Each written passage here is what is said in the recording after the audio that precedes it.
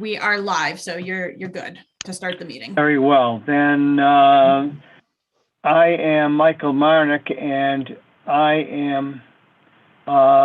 will call this regular meeting of the Zoning Board of Appeals of the Town of Orleans to order. This is March 17th, and it is now 7:11, and present are myself, members Lynn Eckholt, George Waugh, Matthew Cole, Gerald Mulligan. Also present is the building commissioner of the Town of Orleans, Thomas Evers, and the board secretary, Stacy Faber. Regular member Bruce Taub is excused. Regular member Emily Van Giesen will be joining the meeting. In due course, we have a quorum present. The meeting consists of two items. One is the continued hearing from January 17th of I think it was Jan.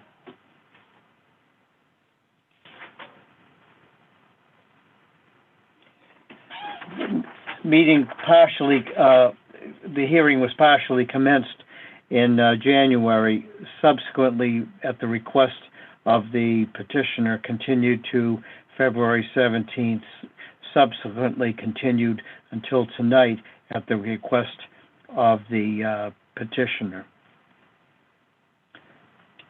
This is the application of Penrose LLC for a Chapter 40B permit.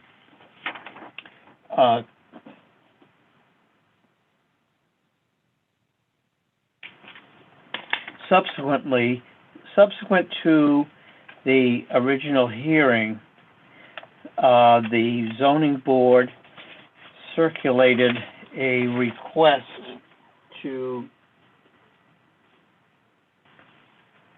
several town agencies and boards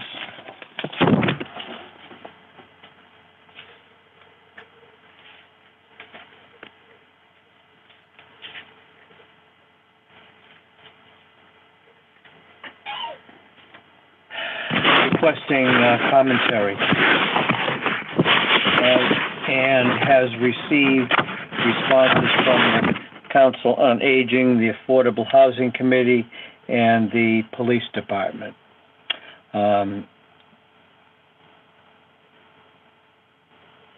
The purported reason for the continuance from February 17th until tonight was additional review with the site plan review team and the architectural review team. Those, I think, were committees of the Town of Orleans.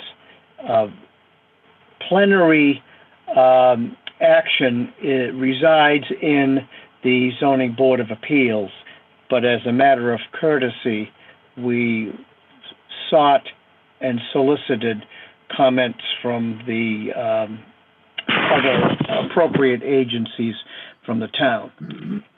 Now we're ready to proceed and with this hearing. So, Mr. Singer, or who is going to speak for Penrose? I can kick us off if it's okay, Mr. Chairman. Charlie Adams here from Penrose. Yes.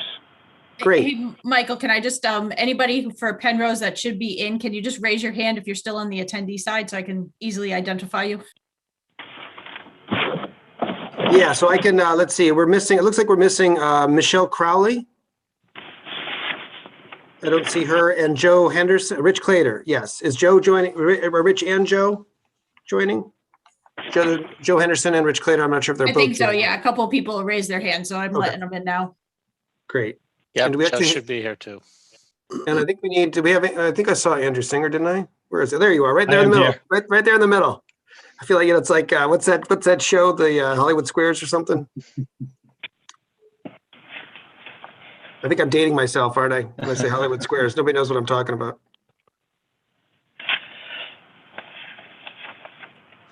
Rio, do we got everybody? I think we do, don't we? Great. Yep, we do.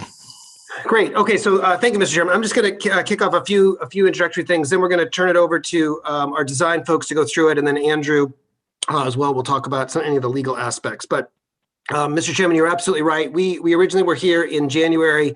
We had talked about coming back last month, but just like you had said, we wanted to give the other groups an opportunity, even though it's a comprehensive permit, still an opportunity to comment on that. So we wanted to go through that process with the other groups. So we delayed it to this month, so we'd have the opportunity to go through site plan approval and go to the architectural review committee and get their feedback as well. So we've done a number of things since we last met with you, and our design team will actually give you the specifics at sort of a 10,000 foot level, just give you the broad strokes. We did have a preliminary meeting with site plan review.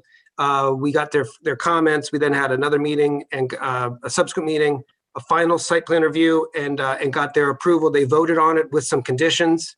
And at this date, we've actually even have met those conditions. So according to George Maservi sent an email saying that we've satisfied those conditions. So we've done that. We had a great meeting with the architectural review committee last week. They gave us some good feedback. We're going to go back to them, down the road when the plan's a little bit more refined and developed, and get on some of the lighting and some of the other things that they might like to see. But we had a good meeting with them. We got some good feedback from them on what they would like to see. So we're working through that. We did already get, obviously, approval from I think at the last meeting, we already had it as well, but the select board approved this project, and we subsequently signed a community benefits agreement with them to lay out some of the things that we would do as a development to support the community. And then we also were very excited to get approval from the Community Preservation Committee for the $2 million ask that we had requested for this project, and that's going to be on the warrant for town meeting in May. So we're very excited about that. We've had a chance to talk with one of the abutters, deal with some of their issues and concerns, and our design team will get into that. And so what we have before you tonight is we have three folks from Penrose to answer any questions: myself, Ryan Kirchhoff, and Rio Sacchetti. Rio's actually the project manager. I don't know if you got a chance to meet him last time, but he's actually the project manager. We have our folks from TAT on the design. Oh, Charlie. We Yeah. also have Jenny Hayward. Oh, yes. I'm sorry. I totally forgot that. Yes, I had that written down and then I forgot. Jennifer Hayward. Yes, most important. Jenny represents our management company. So we'd like to have Jenny at these. If there's any questions that come up about management, that's not necessarily germane to the zoning, but there are maybe questions, things that come up, and she can talk to you about how we manage these properties. Jenny represents Penrose Management Company, and they manage our. Well, actually, now they manage all our portfolio. For a while, they were managing about half of it. Now they manage the entire portfolio, and they manage everything up here in the Northeast. And then we've got folks from TAT. We've got folks from Horsley Witten, and Mish Crowley is from our landscaping, is our landscaping architect. And I think we're going to start with you, Mish. Unless there's any other questions before we jump into the presentation, we can show you the changes we've made since the last time we met with you in terms of how we've revised the plans. And Charlie, Jeff Dirk is here as well, our Jeff Dirk, traffic consultant. Thank you. Okay, Andrew, can you share your screen? You see that screen? Can you hear me? Yes, okay. Great. Thank you all. I'm Michelle Crowley from Crowley Cottrell, landscape architect for this project. I just wanted to run through the changes that we've done since the last meeting, and then based on our last ZBA meeting, based on our site plan review, traffic study, as well as the an abutter's letter. So the first thing is we reduced the size of the townhomes by moving 2 of the units into the main building. And that had a real ripple effect on a lot of the comments. We were able to shift the townhouses, both of them sort of away from West Road. So they're further into the site. And with that, we widened the asphalt driveway at the entry, but then we reduced some of the parking spaces in front of the townhomes and added the parking at elsewhere on the site, so we didn't have a reduction in parking numbers. But we then angled the parking to allow the boulevard to stay, because we think that is a great quality of the site, the existing site.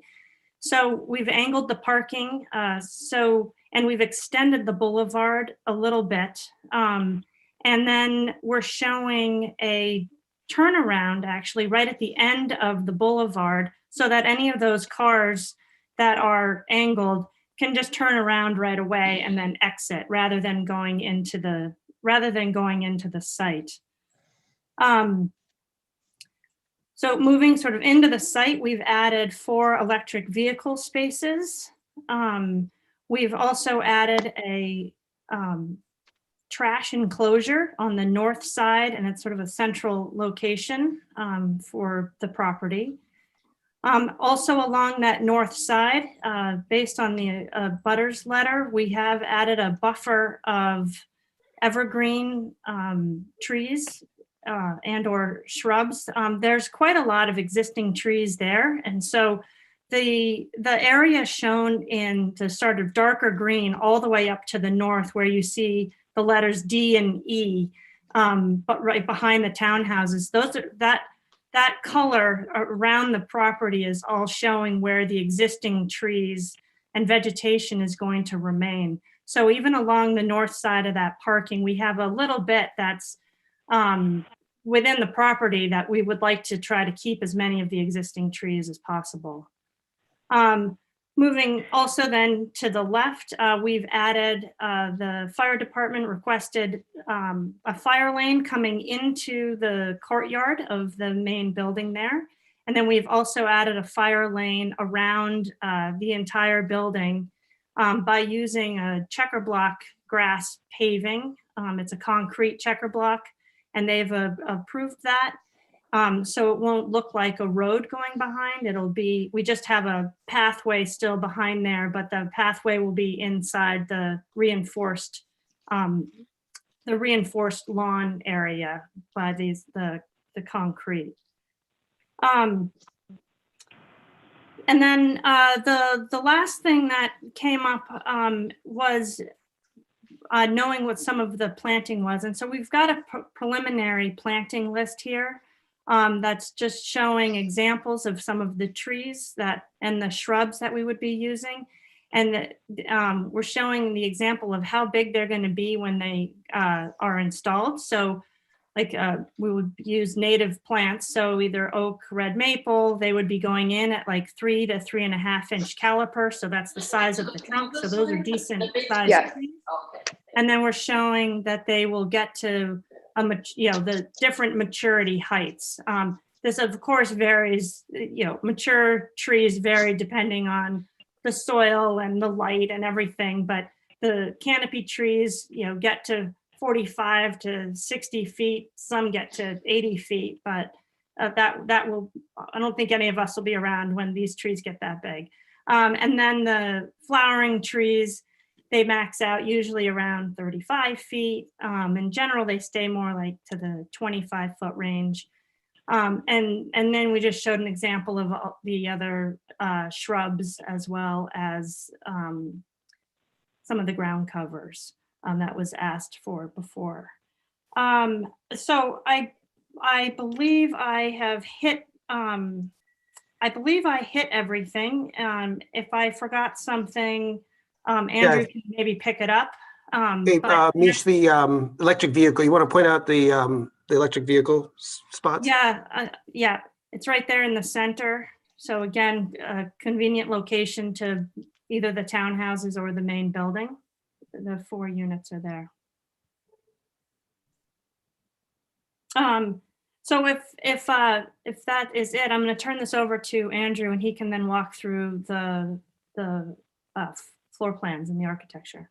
Sure, yeah, thanks, Mish. Andrew Stebbins, Senior Project Manager for the architectural team.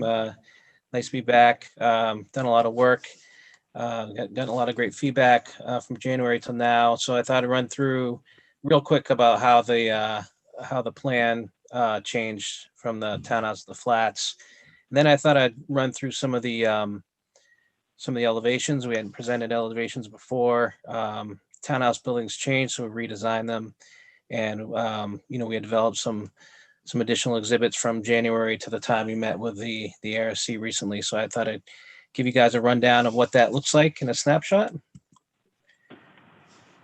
So the way we got 2 additional units from the townhouses into the building, this area was labeled as a large leasing area. It was oversized. We moved the leasing over here next to the club room and the rest of the amenities action. So there's 2 1-bedrooms that we added here in the corner, which have windows out to the front. As everybody's aware, there's 3 stories out to the top of the page here and 2 stories in the back. So we have some good amount of program here that is appropriate to be windowless here. So we put the 2 additional units there.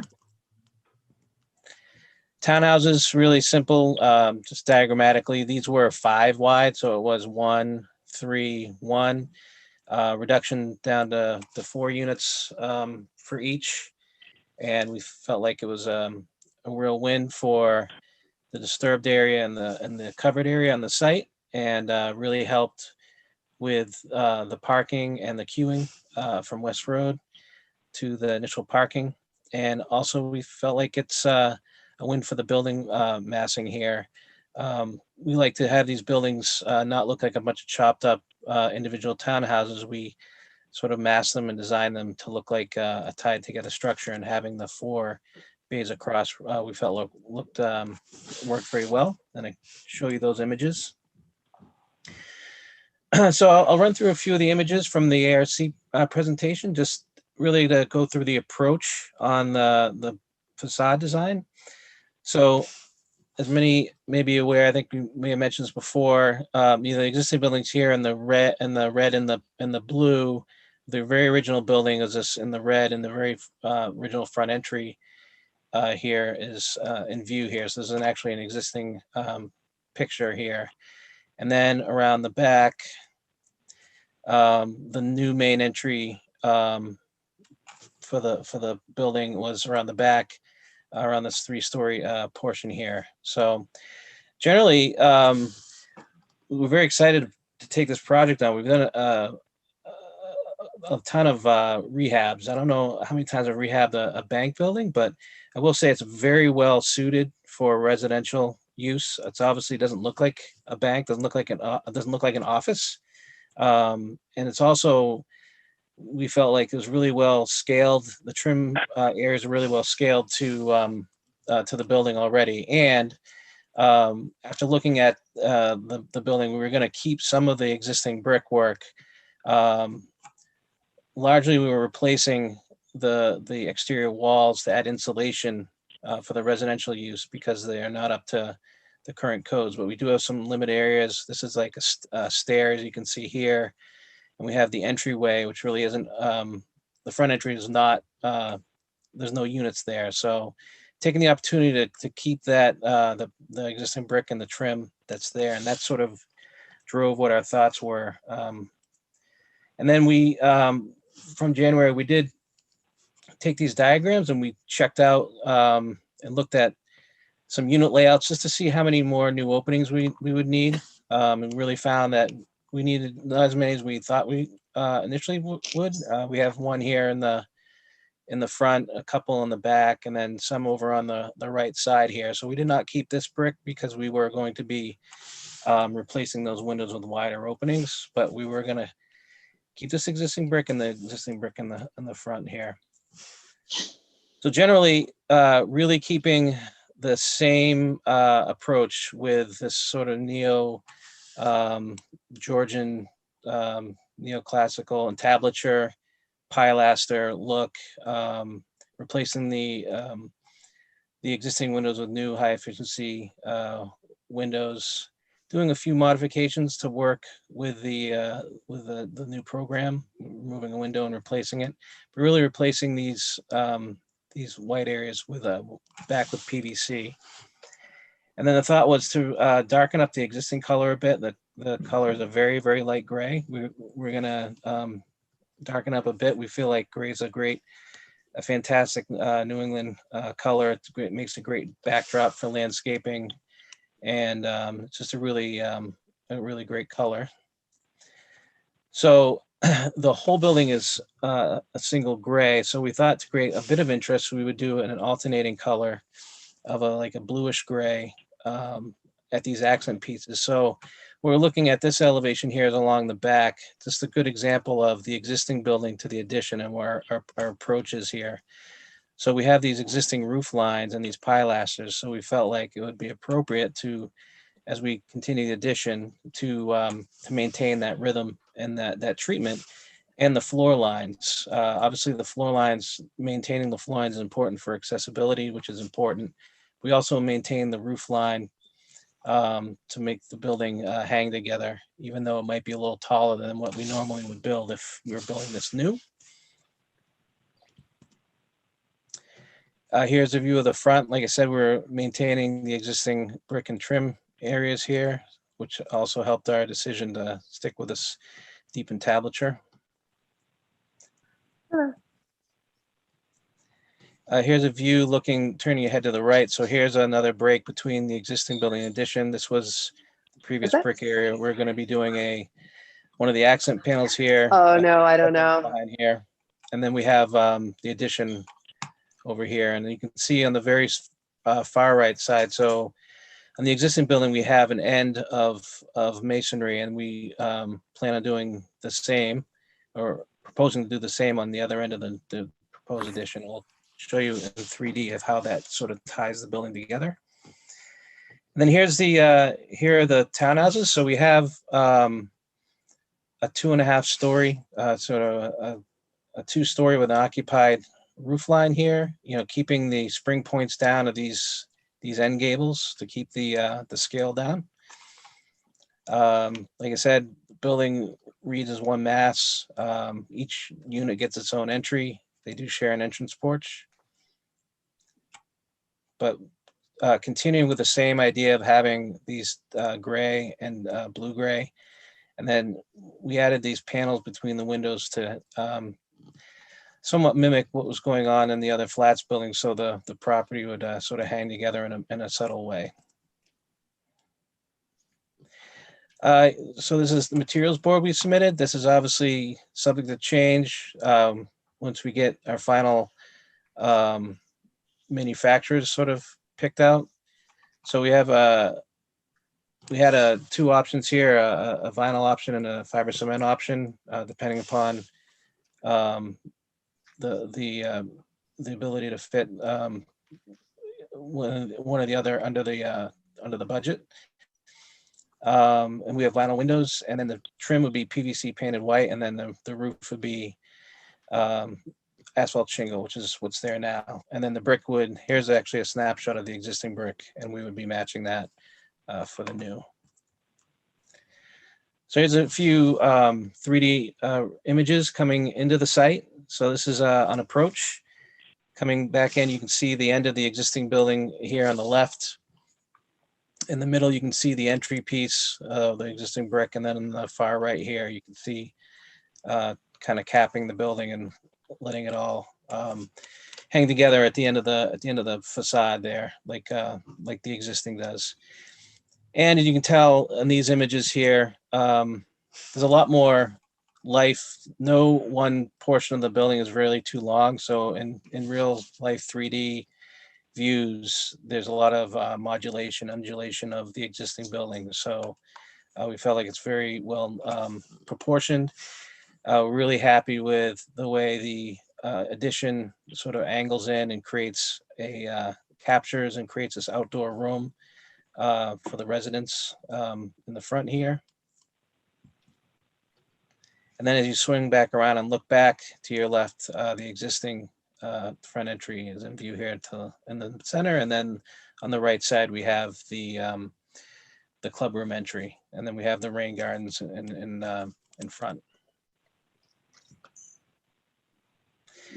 Here's a 3D view of the townhouse. To reiterate, keeping the scale down, occupying the roofs, panels in between the windows, 2 colors to sort of hang together with the flats building, individual unit entries.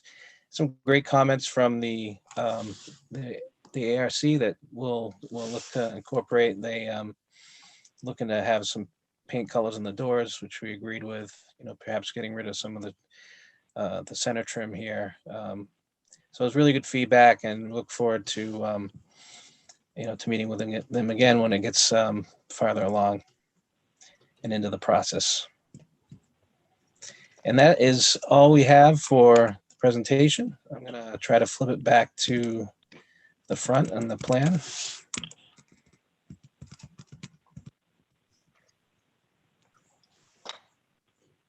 Great. Thanks, guys. So unless there's anything Ryan or Rio to add, or Rich or Joe, I think we'll open up to questions. What was the determination to utilize 4 electrical vehicle positions? So that was actually a request by the select board. They had requested that that we have 4 electric vehicle spots, and we thought that was a great idea, and so we agreed to that. That's in our community benefits agreement. So there's no specific recommendation or requirement or bylaw that requires X number of spaces per unit or per eventual number of cars? I don't believe your zoning code does have that in there, but I could be wrong. I don't know. I don't know either.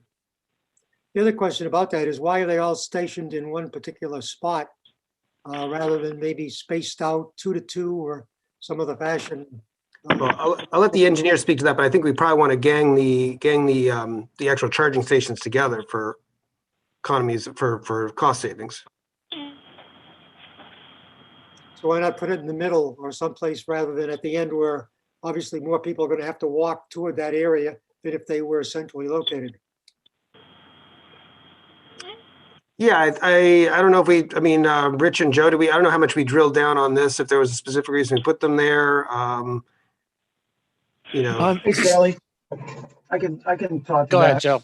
Sure, Joe Henderson, Horsley Witten. I just wanted, that's kind of our preliminary approach. The idea was just to keep them together just because they would have to be powered. So just keeping them in one spot would make the ease of powering, but I don't think we're, set on that location. Yeah, it was, excuse me, Andrew Stebbins, the architectural team. It was kind of halfway between the farthest townhouse unit and the flats building. So we're kind of in between there. We can look at locations. On that plan, I have another question. Maybe due to my ignorance, in the first time I looked at it, I didn't see what I considered to be a path between the areas you identify as B and C across into the shopping mall. Is that what that is? Yeah, that's the existing connection that's still there. Oh, okay. Yep. So that could be a walkway for people that choose to walk into that particular area for shopping rather than have to drive around, or it's much more facilitating to go to CVS, et cetera. Correct, but just, it is steps. So it's just so people realize that it's not an accessible route in to that shopping area. Oh, it's So, not. so it exists there now, and we'll plan to improve it. Obviously, you can tell from the drawing, it's actually not on our property. So, we would reach out to the owner to get permission we'd have to get permission to fix it. I can't imagine why they wouldn't allow us to do that, but just to be, just so everybody knows how that will advance. That just begs the question of what I would consider safety. We're talking about affordable housing. I presume there will be a certain number of children, et cetera, that are there. And they will tend to be leaving and walking into that shopping area and around. I thought this would be a convenient way to get across. If not, then has to be some consideration or answer with respect to the overall safety of folks walking into that particular area. Because you're 42 units and it's a lot of people. Yeah, a couple things. One thing that, when you actually look at the numbers of children that come into these developments, it's always smaller than you would actually expect. So that's the one thing. We won't have as many children here as people might think we would. It's number one. Number two, we're going to make, even though that path is, even though that path is not accessible, we'll make it safe. It'll have to be built to code with stairs at the right, meet to code and all that, so it'll be plenty safe. For folks that are mobility impaired, though, one of the things we always like to do at our properties, and we're doing here too, and you can see on the site plan, is we put in concrete walks all throughout, right? So there is a route here that if people want, the accessible route to the shopping mall will be across the street, down here on that sidewalk. And then if you actually go out and you look at Google Maps now, there actually is an asphalt sidewalk that's on West Street that will lead you down into that shopping mall. So we'll connect our concrete sidewalks to the town's, asphalt sidewalk there that will get people into that area.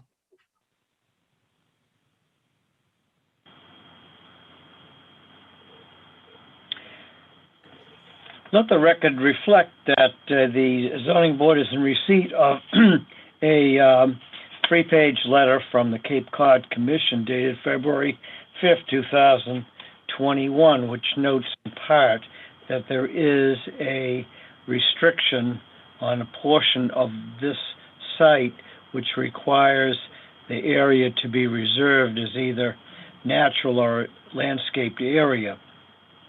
Have you dealt with that, Mr. Adams? Andrew, can you speak to that, Andrew Singer?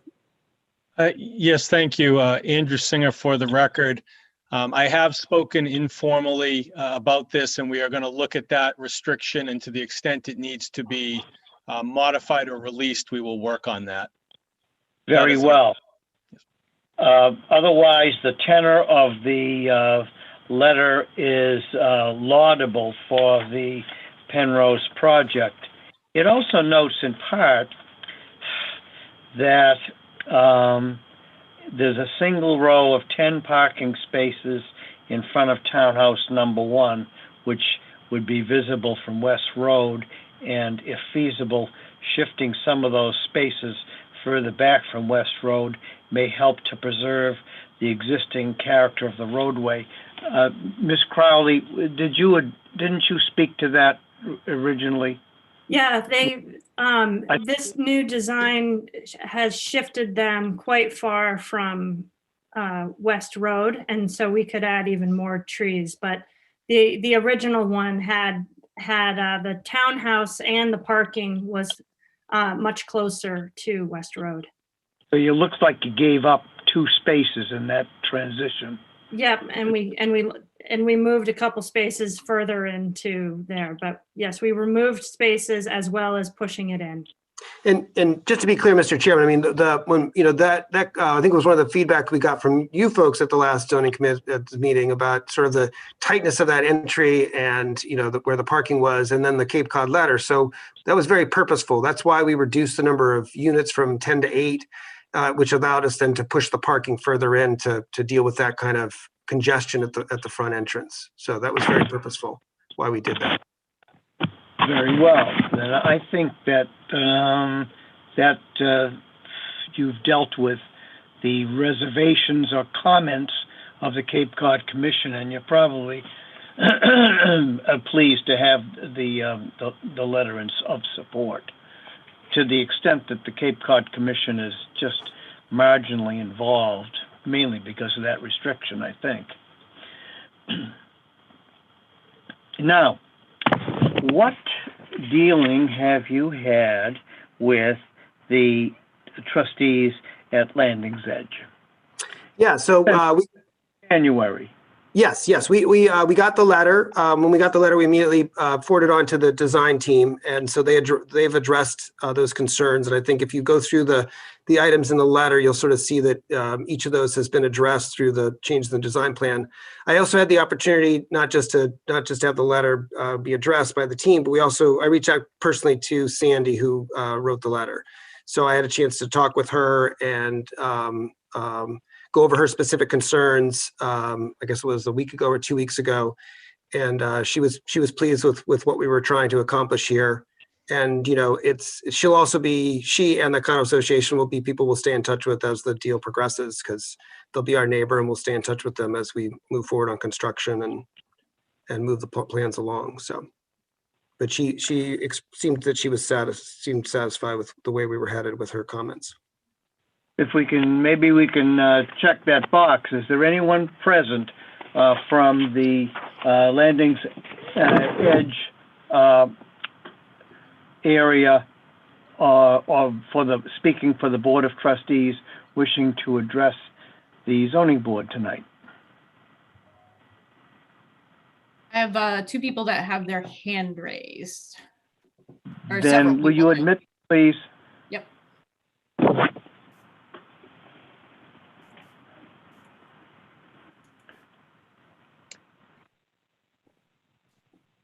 Okay, Deborah, you were first with your hand raised. Okay, I'm first of all, I'm interested on the side toward 33 West, why there isn't more planting, because in the wintertime, the deciduous trees really just fall apart and we get to see the backyards of everybody there from Landing's Edge. And I was just wondering if there's any way you can increase the planting on this side of the opposite side than where you have the planting, so that we have a more privacy in the backyards too. I'm sorry. You live in a condo association? Yeah, 33 West. And you're saying when during the winter, when the leaves fall off the trees behind you? Yeah, you can see right through to the Okay. building. And I just thought it would be nice if you could put more planting on that side, on our side of the whole arrangement. More planting of coniferous trees or pines, whatever, so that there was more greenery in the winter. So I guess I would say 2 things to those. We can certainly add stuff if that's of desire.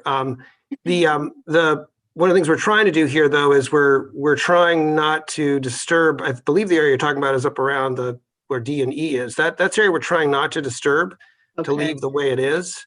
It's nice and sort of forested. So I'm not using the right word. Other people can use better words than I can, but it's pretty well forested there, and we're trying to keep that as the way it is as much as possible. The other, I'm sorry, go on. No, that's okay. I had one.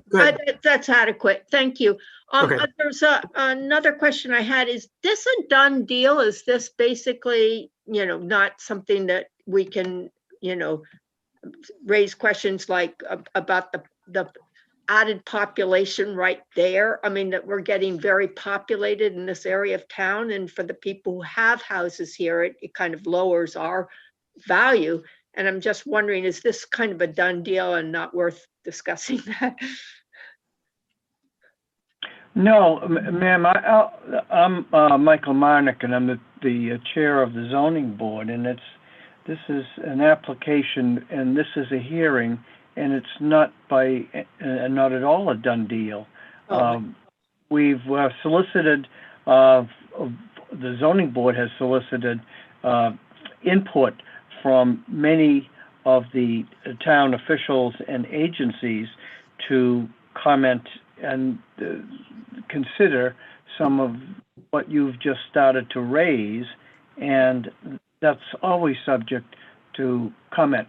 For your the permitting resides not with the Board of Selectmen or any other town agency, but with the Zoning Board of Appeals, and we're certainly listening to all comments coming from the voting citizens of the town of Orleans, including you. Thank you. We have a question. Can you hear us? How many bedrooms are on this property? Bed and bath units? So there's, let's see, 62 units. Can someone do the breakdown of, do you want the number of units, or you actually want the number of bedrooms? Bedrooms and baths. And I want the size of the property that is, as it is legally constituted. Okay, so we have 62 units. I don't know, can someone on my team do a breakdown of how many 3s, 2s, and 1s to get the bedroom Yeah, I count? believe. Hi, this is Ryan Kirchhoff from Penrose. For the record, I believe on the architectural plans that Andrew shared, if Andrew, you don't mind going to your tabulation, you'll see 31 1-bed units, 23 2-bed units, and 8 3-bed units. 31, 23, and 8. 4 and 8 are 12, 42. That cannot be right. 42, 52. I think you're asking for number of bedrooms. So it's I 31. want the number of bedrooms, people going to be sleeping on that property. Yeah, so number of bedrooms, it's 30, so it's 31 plus 46 plus 24. I believe that's 101, if my Oh, God. back of the envelope math is correct. How about parking spaces? You don't have 101. Right. I want to know the number of parking spaces on that property. Charlie, it's Joe here from Worsley Witten. There's 74 parking spaces. 74.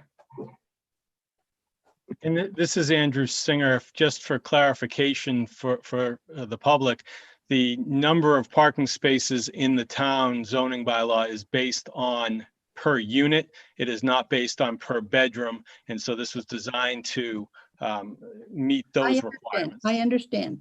I owned the property across the street for many years. I know what you're facing, and I appreciate what you're trying to do. But I believe as an abutter, first of all, you could have approached the abutters a lot sooner. Well, a lot of us were stunned to read about this. But the other thing is that we think you are trying to pour a little bit too much onto this property. You are packing it in to accomplish your affordable housing goal. And I'm have to tell you that I am concerned about this. We all are. So one of the, thank you, I appreciate that. One of the backgrounds, and people on the board can this because you guys are closest than we are. But this has been a property that the town has studied for a number of years, and they've had. There's been, I know the selectmen have been involved, the Affordable Housing Committee. This asset has been looked at to convert to affordable housing, and the plan that we're. So there was a whole community process that went through that went through a number of options. There was a consultant that was hired to do it. A whole team of folks in the community went through it. They went through a number of options. They came up with schemes A, B, C, A through E. And then within each of those schemes, there were sort of options, 1 and 2 on those. And so we actually looked at that material, and we actually designed this project exactly along the lines of the scheme that was preferred and the option that was preferred the most. It was something like B and C, C5. you overlooked A and D and you stuck with B and C? So we based our plan here on the plan that was most, that was the one that was recommended by the town for this site. So our plan closely follows the recommended plan that the committee had for this site. So we think it's consistent with what the town's desires and goals were for the site. Another question, is it your plan to bulldoze everything on the property and construct your plan as you had constituted here in front of us?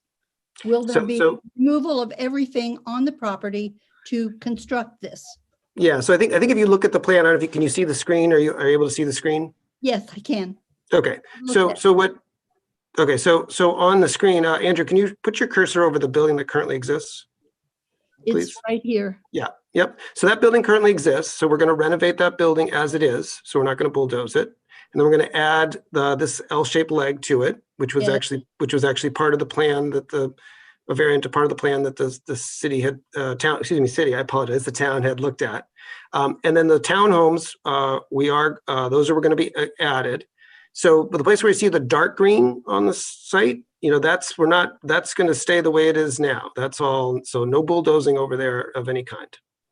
But just one thing to note, where that whole L building is going is all a parking lot right now, and we're utilizing the same roads, the same entry road, and we're redoing the road, but most of the site is surrounded by parking lots at this point. So we actually have a lot more green going back in than what's existing. Oh, I disagree with that. Yeah. I disagree. I've driven in there and watched you for the last 6 months, and you're putting in this line of 3-foot evergreens abutting Landing's Edge, but you're parking cars right up to the windows of your units, and you're lining them all the way out to West Road. in order to get what I understand. You need to have those parking spaces. But, you know, I'm not buying that you're reducing anything. So I think we're keeping the parking that you see there is the parking that's already there on the site now. And as Michelle said, where the L-shaped building is parking, and we're replacing that parking with the building. there's Miss- also a Miss- parking lot below where on the screen where it says B and C, which is the playground and community garden area. That is all a parking lot right now. So we're removing that parking lot, and below the L building is all a parking lot. So you are planning on putting in 62 spaces with your existing plan, parking, 62 parking? 74 parking spaces for 62 units. That's correct. Excuse me, 74 parking. And we have what number of bedrooms? What did- Ms. Peel, we've already heard that. I think you've made your point, and I'd like to hear, the zoning board would like to hear from anyone else who lives in the neighboring area to this. I'm in a butter. I just have a quick question. Thank you, sir. Could you identify yourself? J. Robert McNutt. Very well. On the line between the parking spaces and Landing's Edge, you have indicated some greenery without specifying what greenery would be. And first of all, I would recommend a very tight hedge of junipers or arborvitae. But even more than that, I would highly recommend personally a wooden fence along there, because we already, even though nobody is living in Cape Cod 5, last summer we had bicyclists riding into the property and then cutting through from the parking lot into Landing's Edge and zooming out towards West Road. And it's human nature to take shortcuts. And if you're going to have 62 families in there, I can see a lot of them taking a shortcut through Landing's Edge to get to a Jailhouse Tavern, Hog Island Brewery, Old Colony Way, whatever. So I would recommend both a wooden fence and tight planting of evergreens. You would take that as a consideration, Mr. Adams, or perhaps after the project is developed, a further revision depending on whether there is a pattern of traffic, as that gentleman suggested? Yes, after yes, that makes sense afterwards. Very well. Hello? Yes, hello? Yeah. Yes. Oh, okay. I'm Emily Bost. I'm Yes. president of the Landing's Edge Trustee Board. I just have a couple of questions. Sure. One concerns the walking path. I'm wondering why that needs to be there when we have sidewalks with easy access to the bike path, which is also a walking path. And I'm wondering if the money used to make that might be put into the fencing or the vegetation that would block our property. My other concern is I have a question about rentals. Do you plan, if all the units are not rented, that you would be renting them for 2 to 4 weeks for summer rentals? No, we there's an incredibly high demand for these units. I mean, over in Eastham, we're 100% occupied. We have a wait list. So we're not anticipating any issues with occupancy. One of our requirements, and Jenny can get more into this if you need more detail, but a minimum lease has to be for rental housing of this nature has to be at least 6 months, and our leases are typically no shorter than a year for each one. So this is not short-term rental. We can't do that, and we wouldn't do that. Well, I appreciate that, because some of our owners were very concerned, particularly with the number of units that are going to be there and the noise and the population that's going to be there, because your population practically doubles Landing's Edge and Skagit, which is a concern to us.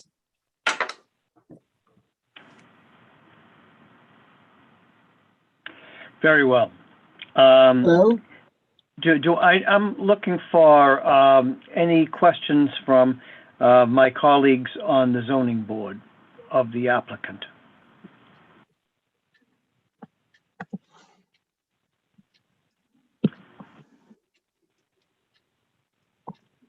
Ms. Eckel, do you have any questions? No, I don't. Mr. Mulligan? No, I don't, Mr. Chairman. Mr. Waugh had a couple of questions. Do you have any further questions? I'd just like to ask the question, which I think I know the answer to. With the process of selecting the applicants of the people that rent, since it's affordable, will there be a preference for Orleans residents? And will that be part of the decision-making process? Yeah, sure. Yeah, sure. Yeah, it's a very good question. And we can do, this is a fair housing issue. And so there's only so much we can do. It's governed by fair housing. But what we can do is that we can request a preference for Orleans residents for the first year. And what we've talked about is asking for a 65% preference for the town of Orleans residents, and then a 10% reference for the entire Cape because of the other communities that we're hoping will contribute to this, just like we did in Eastham. So just like the town of Orleans contributed money to the project we did in Eastham, we're on town meeting to get Eastham to contribute to this project. We're also talking to the other 6 towns in the Lower Cape about that. We've met with Chatham, Provincetown. We're hoping to get some additional money from them. And then the other piece about the way that we have to do the leasing is it's because of fair housing, because of state requirements, we do a lottery. And so we'll have Jenny can get into this, but Jenny, do you want to describe the lottery process and how long it has to be open? I think it's 60 days has to be open. Sure. So we have requirements with mass housing that we do add 60 days out. We do another add 30 days out. We also have an info session that happens, and then we do, people have 60 days to apply, and then we do an actual lottery, and everyone gets categorized, just how we literally draw a number and they're on a list. So it's definitely a very fair process. But there's a lot of advertising that will happen ahead of time, and then we also have the official 60-day kind of application window. But we do a lot of advertising ahead of time as well. And so the way that preference comes into play, 65% of the units can have a preference first year for Orleans. So let's say, we drew the names, and the first 5 people weren't from Orleans for whatever reason, and the 6th person was, they go to the top of the list. I have another question from the abutters. I have another question. Wait a minute now. We're reviewing questions now from the zoning board. But will you come back to us? Yes, I may, in due time. Mr. Cole, do you have any? I have one more question. Oh, sorry, Mr. Waugh. I didn't mean to cut you off. I understand. What I'm concerned about is septic. And as I understand it, certainly this project is contingent upon hooking up to the completed town sewer project. And I think that's correct? Correct. Okay, the other portion of that, and I hope somebody can answer, what are the financial implications to you and the town with respect to that? Individuals in the town now, as the sewers go by their property, have to pay betterments based on the cost of the sewage, which is fairly significant. And you have a fairly large piece of land. I don't know if that's going to be represented as 62 parcels or 64 parcels, or is it one large piece of property? But what I'm asking basically, has there been, or is there an understanding that certainly the cost of a betterment will be part of your cost of the project? Yes, but that is our understanding. That's what we talked about with the select board, and we understand that there'll be a betterment assigned to us because we're connecting to the sewer. Okay. Thank you, Mr. Mark. Very well, Mr. Waugh. Mr. Cole?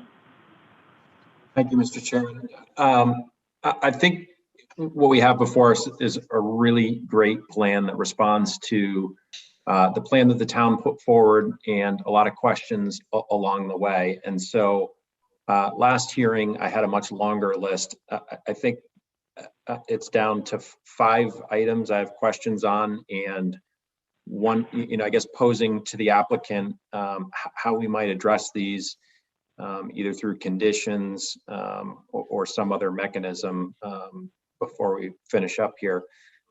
So most of them relate to materials. Again, I think it's very important that we have a good quality project here. This is a major project, a large site in an important part of town. And you've asked the town for a lot of money to fund it. Less important all the time. First is, you mentioned that there was going to be brick to match the existing brick. Is that veneer brick or full brick? At what point will materials be finalized? Andrew and Michael, Bennett, do you want to talk about the brick? What we think about, what we're thinking there? Yeah, Andrew Stebbins, TAT, the architectural team. Yeah, so we would do a veneer brick on the end of the facade. It is pretty straightforward facade. It's a nice flat facade. It's not too tall, so it'll be straightforward installation. So we're doing a veneer brick there. And then, I'm sorry, what was the other question? I guess the next question relates to vinyl siding, and last meeting we talked about avoiding that. I see it's still on the plan. Is there an opportunity to get a commitment to not use vinyl siding? Yeah, it's interesting. After you talked about that last time, we thought a lot about it. We think about it. I mean, vinyl siding is often necessary because there are only so many resources, and vinyl siding is not your father's Oldsmobile anymore. It's not what people used to think it is. Having said all that, if the hardy siding is something that is important to you, we can figure out talk about your other 3 questions that you have there. But if that's something that's really important to you and the board, we'd be open to committing to hardy. I think when you look at the elevation, you've got good quality materials on most of it, with the brick, with PVC trim, with the hardy siding, and then we have some sections of vinyl siding, if I'm reading it correctly. And I just think that cheapens the appearance. Last 3 points: great amenities shown. Is there some sort of guarantee that what's shown on the plan before us won't change, and that those will be in by the time a certificate of occupancy is issued? One of the criteria we're charged with looking at is litter and noise on site, and on-site management with local decision-making is an important component to managing the site and keeping it free of litter and noise and nuisance and whatnot. And then the last point, just putting it all out there, is what assurances do we have that the limits of clearing shown will actually be respected, and that we won't end up with a clear-cut site that goes right to the lot lines or anywhere beyond what you've shown? Because again, I think what you have before us is a great plan, and if it's executed that way, home run. But if, as time goes on, that plan changes from what we approve, it's a much different outcome. Yeah. So I can talk about the sort of a 10,000 level, and then some of my colleagues on the phone can address more specific points. So first of all, as a general matter, what we're bringing to you here, we're looking for approval for, with this plan. And so if things materially change, we have to come back to you and talk to you about those changes. And things may change, once we get more into the site, something was on the site we didn't know, or different topography or something like that, we may have to come back and do that. But we don't do that in a vacuum, and we do have to come back and we talk with you about it. That's number one. Number two, I'm really charging the engineers on the call, our civil folks here, to really make sure that we could do this plan and limit the limit of work, as you said, because it is important to us as well. We don't want to be clearing the site. We want to have a natural vegetation. And so it'll really be upon our team to really ensure that when it's laid out and that they lay these buildings down there, that we get the contractor to, and we lay out where we want the limit of work to be, that the contractor respects that and we can do that. So, and then with respect to the management one, I think, yes, I mean, I'll make a general comment. I want Jenny to talk more specifically, but one thing to keep in mind is that, you know, we're not a flipper, if you will, of these properties, right? We're a buy and hold, and we're in for the long term. And partly that the affordable housing program is set up so that the benefits that the investor gets are actually transferred over a 10-year period of time. And so, you know, the property has to operate, you know, day one, year one, the same as it operates on, you know, day 365 of year 15. And we take great pride in that. And so, Jenny, do you want to talk a little bit about how you would, the management staff that you would have here, the physical presence, and the, you know, the day-to-day sort of operations? Sure. So we always have a property manager presence, a maintenance presence, and, you know, we every day, continually through the day, they're handling litter and trash and, you know, cleaning and maintenance items. It's you know, it's a big part of what we do. It's our front door too. So we want to make sure that that the entire community has the ability to enjoy this community as a clean and you know, well-maintained facility. So that is really important to us. That's a part of what we do. That's a part of how we manage. You know, we really do. We are a professionally managed company, and we approach everything from that perspective. And especially, again, the enjoyment of the residents of this community, and, you know, being good neighbors. You know, we really want to be good neighbors. And so, you know, if there are any challenges that people might have questions about, you know, what might be happening on the property and noise, and, you know, we address all of those things. You know, we don't let those things get out of control. We handle that in a very professionally managed way. So, you know, it's really, again, a very important, you know, community for us. And again, looking, you know, as Charlie said, you know, the village at Nauset Green and Eastham is just a beautiful community. It's people are so thankful for the housing there.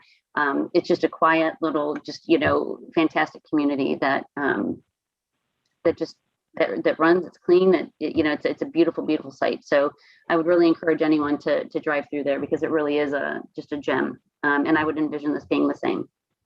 And our manager at that site, it's a full-time manager. She's there, and she's a Cape resident herself. So you mentioned something, Matt, about being local.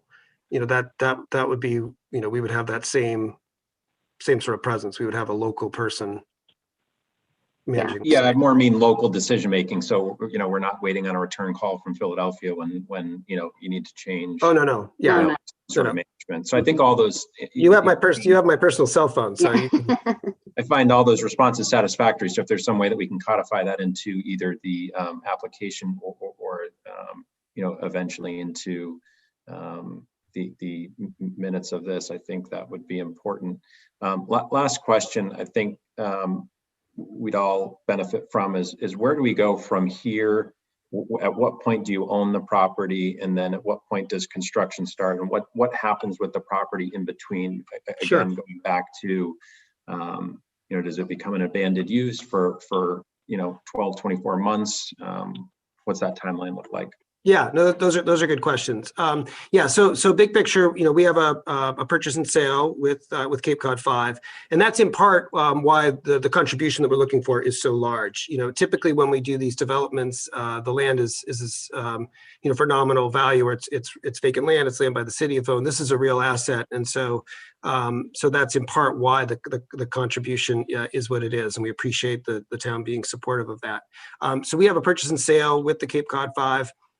Once the zoning is approved, you know, then we're on a path towards being able to, you know, apply for funding at the state level. And, you know, the quicker we get the zoning, the more, the quicker we can get into the funding round, whatever the next funding round will be. The state hasn't announced that, but once we have our zoning in place, it makes us eligible to get into that round. It's really about readiness to proceed. And then, so while we're waiting for the funding, we would secure the funding, and then probably about 6 months from that, we would actually break ground. It takes about 6 months between when you get the funding to when you get the investor on board and go through all the due diligence and all that.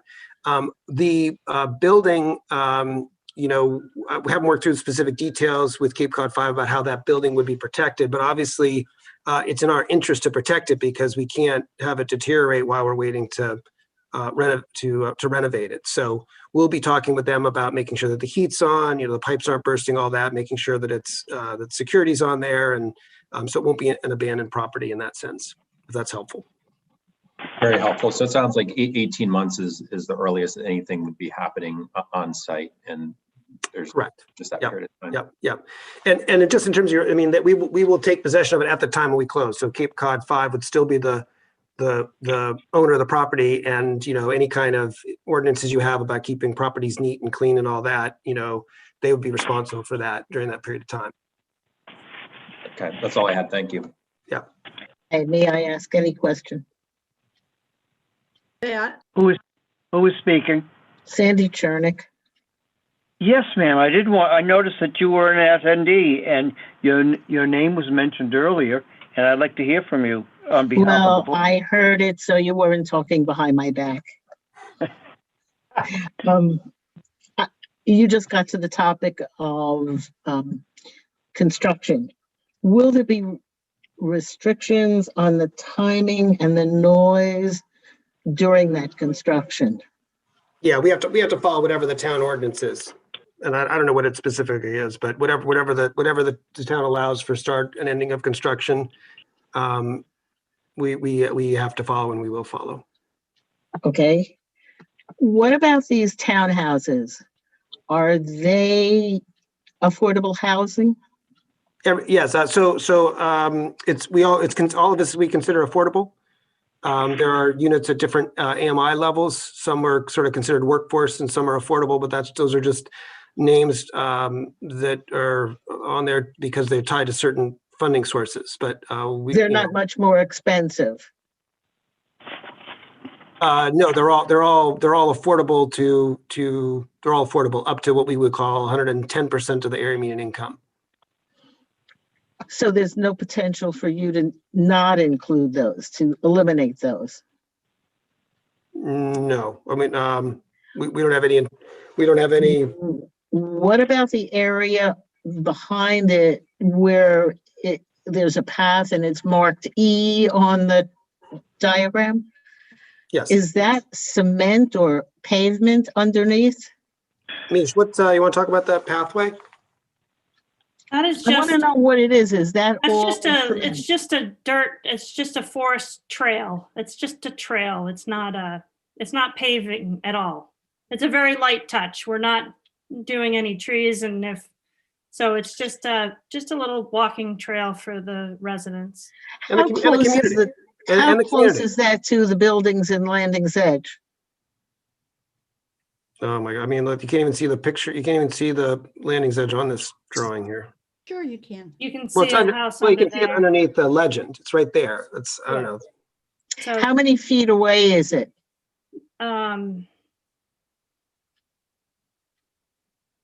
60, 70. That much. It would be That's good to the eliminate property that line, and then this leave is the inside. woods. What? It would be good to eliminate that and leave the woods for the people who live back there. Leave it just wooded. We are just leaving it wooded. This is just a footpath.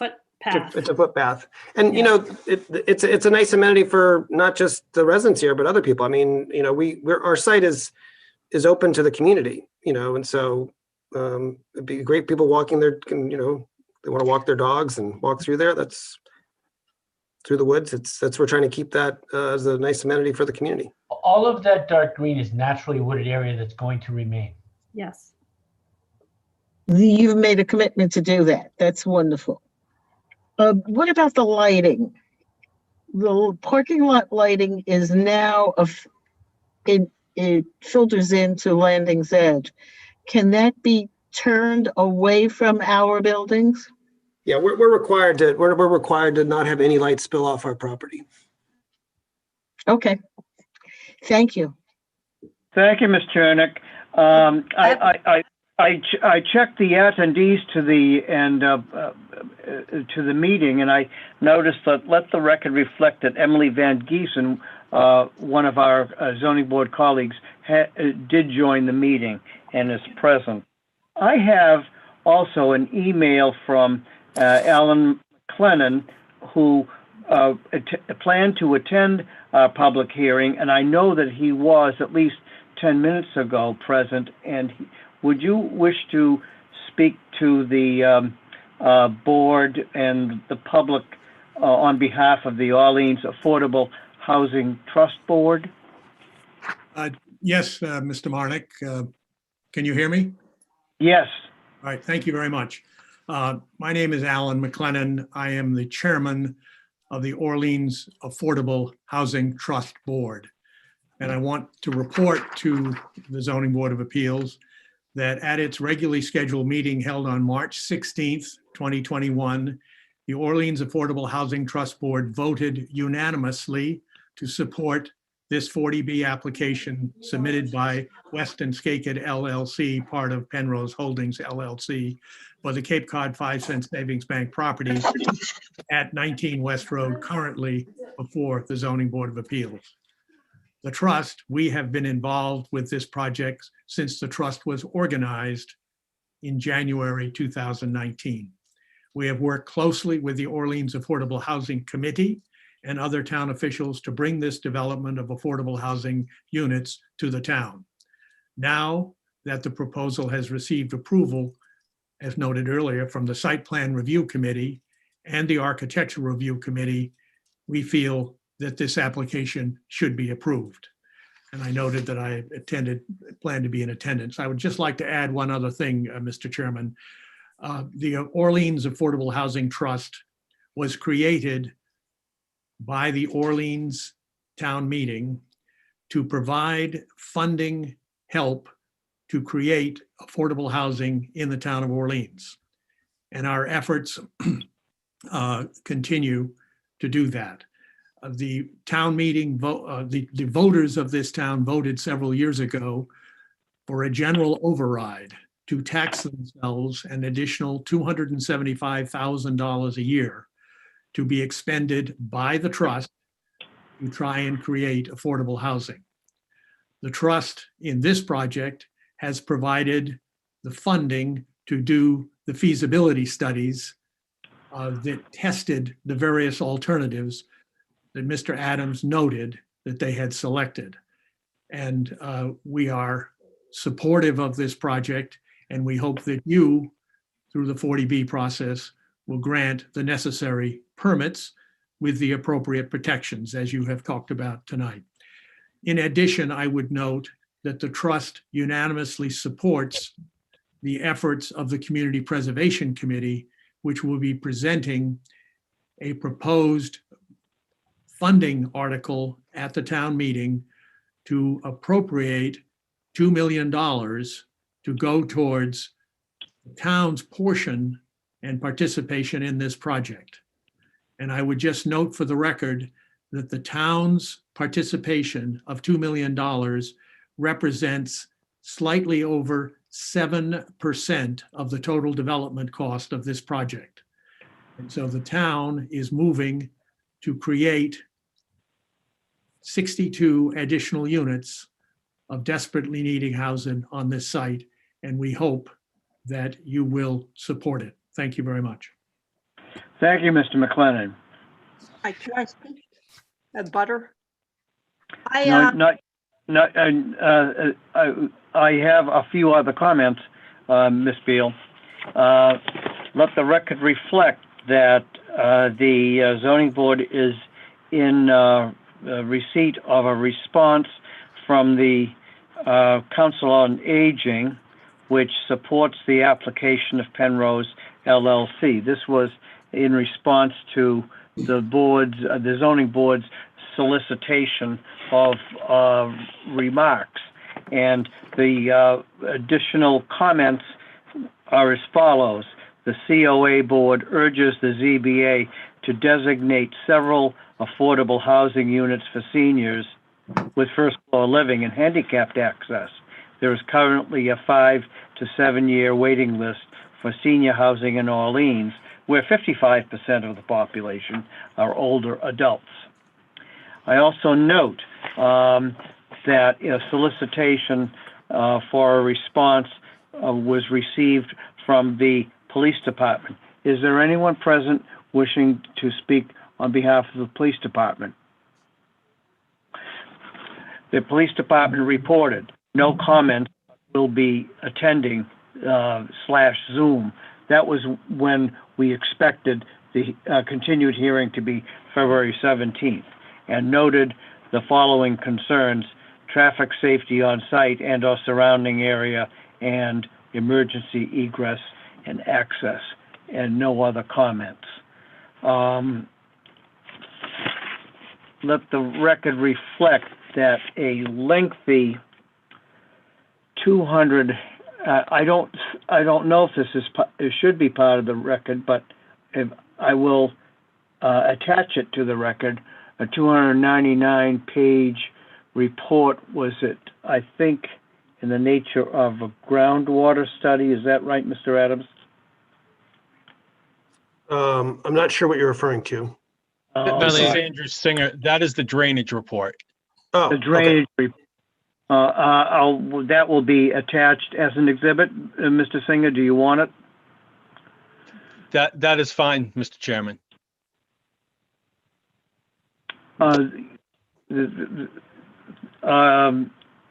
Then I need to, are there any other persons wishing to speak in favor of this application? Hi, it's Debbie Beal again. I do want to say that I'm absolutely pro,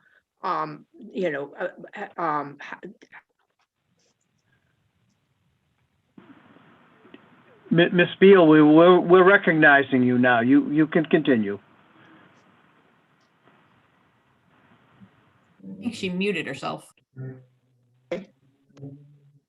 Am I here now? Ms. Beal, yes, we wanted to hear from you again. Oh, thank you very much. I am very much for affordable housing. I do wish that you had asked the people abutting more questions before it got to this point. I know that I originally asked if this was a done deal. It certainly sounds like it was a done deal, that nobody who were abutting had any say, but it would have been nice, because I think it's an awful lot of people added to it. And the paths through the woods are wonderful ideas, but when you look at the paths on the bike path, I mean, there's dog dew all over the place and everything. So paths through the woods, while they sound wonderful, are not always great for everybody. The more population that gets there, the more it gets kind of sloppy. And I see a lot of litter and stuff in the woods around the bike path, and it kind of is depressing. It's no longer pretty woods. Well, I mean, that's the good news now, is that, there'll actually be a physical presence on the site, and we'll have a manager, and that kind of stuff will get picked up on a daily basis. Okay. Is there anyone present at the meeting who wishes to speak in connection with this application, either for, neutral, or opposed? I have a question. Sure. Hey, Robert McNutt, a quickie. You keep referring to how nice the Eastham development is. Where is that? It's Route 6 and Brackett Road, right behind Ben and Jerry's. Thank you. Mr. Adams and Mr. Singer, is there any barrier or any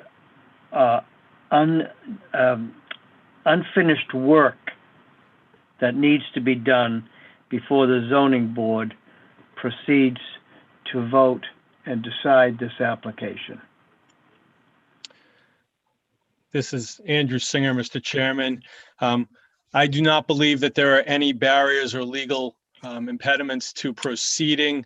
What would be normal, as you know, in such a process is, you have very well developed preliminary plans and studies. You would issue a decision with detailed findings and conditions, and then we would then continue on with the lengthy process at bay. I do believe that with all of the review that has taken place, that there is nothing else needed other than crafting findings, to some of Mr. Cole's comments, findings and conditions, but I believe we could be at that stage. Mr. Cole, do we need conditions on those 5 questions that you raised tonight?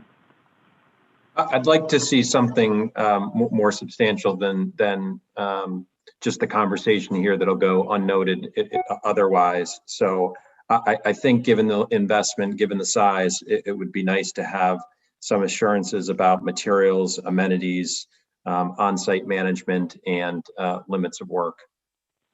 Mr. Chairman, this is Andrew Singer again. If I might suggest, if you would like, I would be happy to prepare a draft decision with findings and conditions reflecting the testimony and everything that we've heard tonight, not just what Mr. Cole mentioned, but that plus others. And we'd be happy to prepare that for your review. Well, under those circumstances, well, then maybe we could proceed that's it. Then we'll proceed to at least a sense of the board or a vote to be followed by a decision which would be adopted by the full board. That's what I'm thinking. That would be if the board is willing to vote tonight. I could prepare a draft that reflects all of that and to you, which the board could then review before you adopted it. That's good.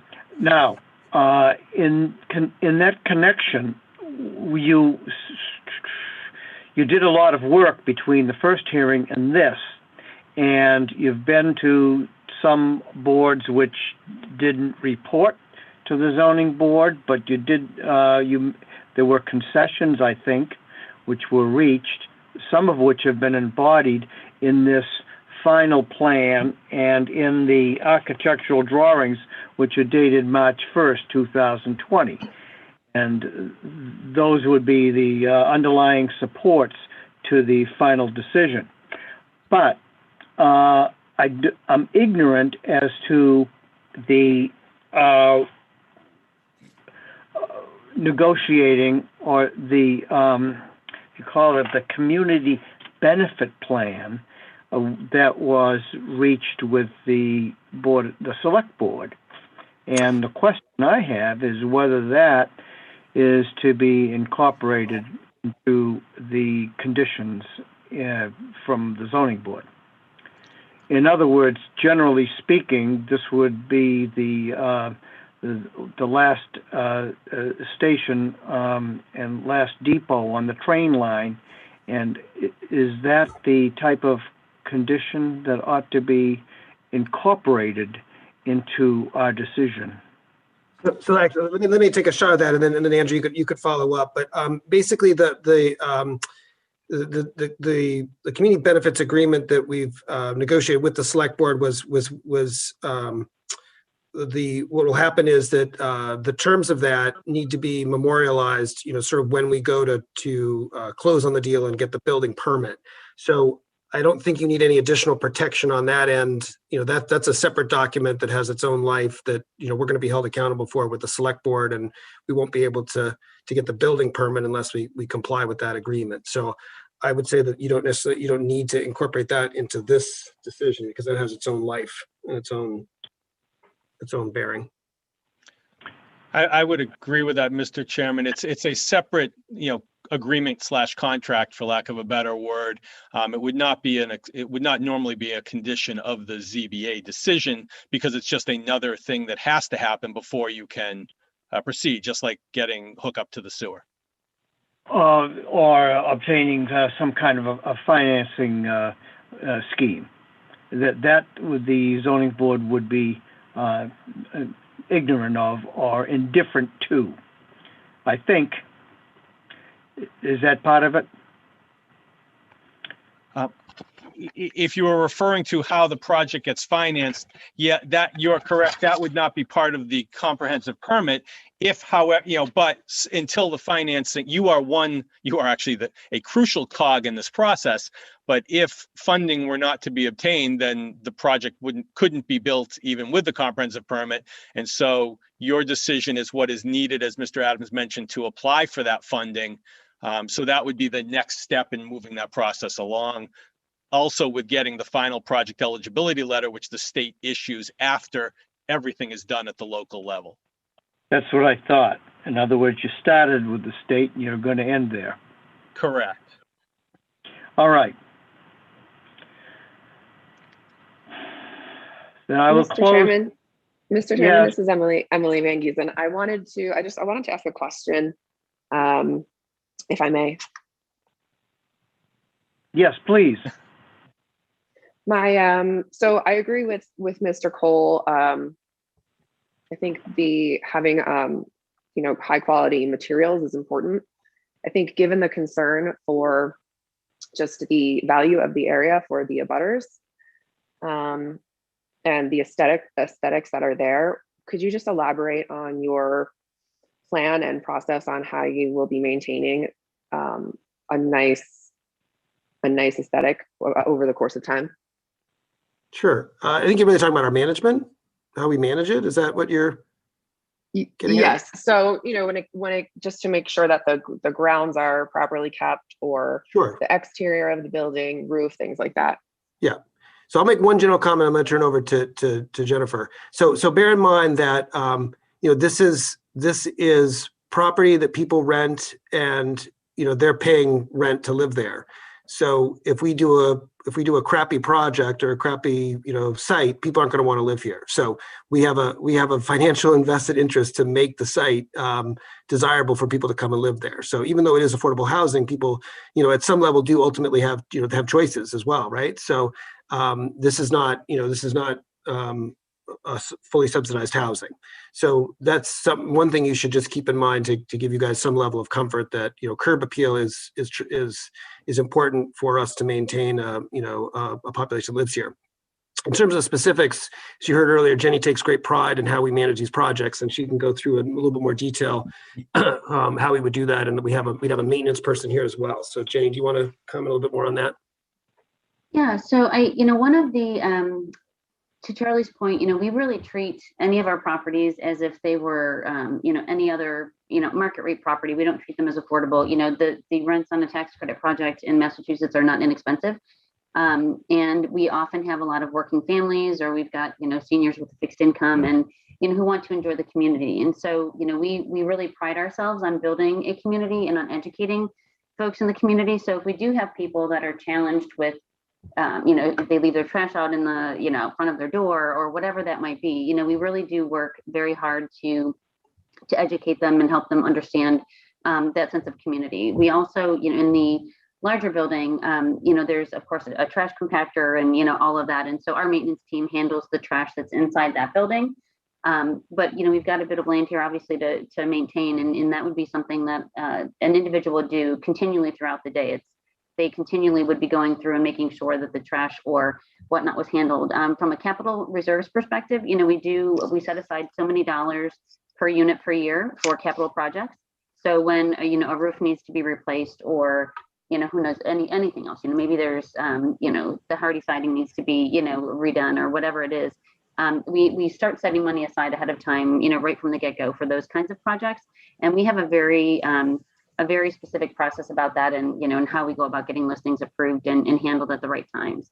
I think the other thing that's really important to note is we really do try to build a sense of community and building through supportive services and making sure that, like I said, whether it's educational programs and whatever folks might need. And we oftentimes have a volunteer kind of program through the site and our supportive services, where maybe even some of the children who live there are helping with the trash pickup and helping them to learn what that might look like and what it means to keep a community nice and properly maintained. So each community truly has a life of its own.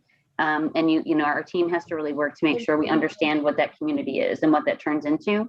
And then we manage that, accordingly. But it's incredibly important to us that we have a community, and that whether it's learning how to pick up trash or learning how to, financial literacy or whatever it might be that folks might need, it's really important for us that we make sure that we're a support in that, and that, we're kind of a stepping stone in helping people kind of improve themselves and their lives and everything else. So we are very, very, very concerned about making sure that, we maintain the site, because for us, again, like I said before, it's our front door, but it's also, it's your community as well. And we don't want it to look, at all like anything other than, it belongs there and it's a gem in the community. So that's really our goal. So that is for sure something that we want to make sure that doesn't change over the life of the project.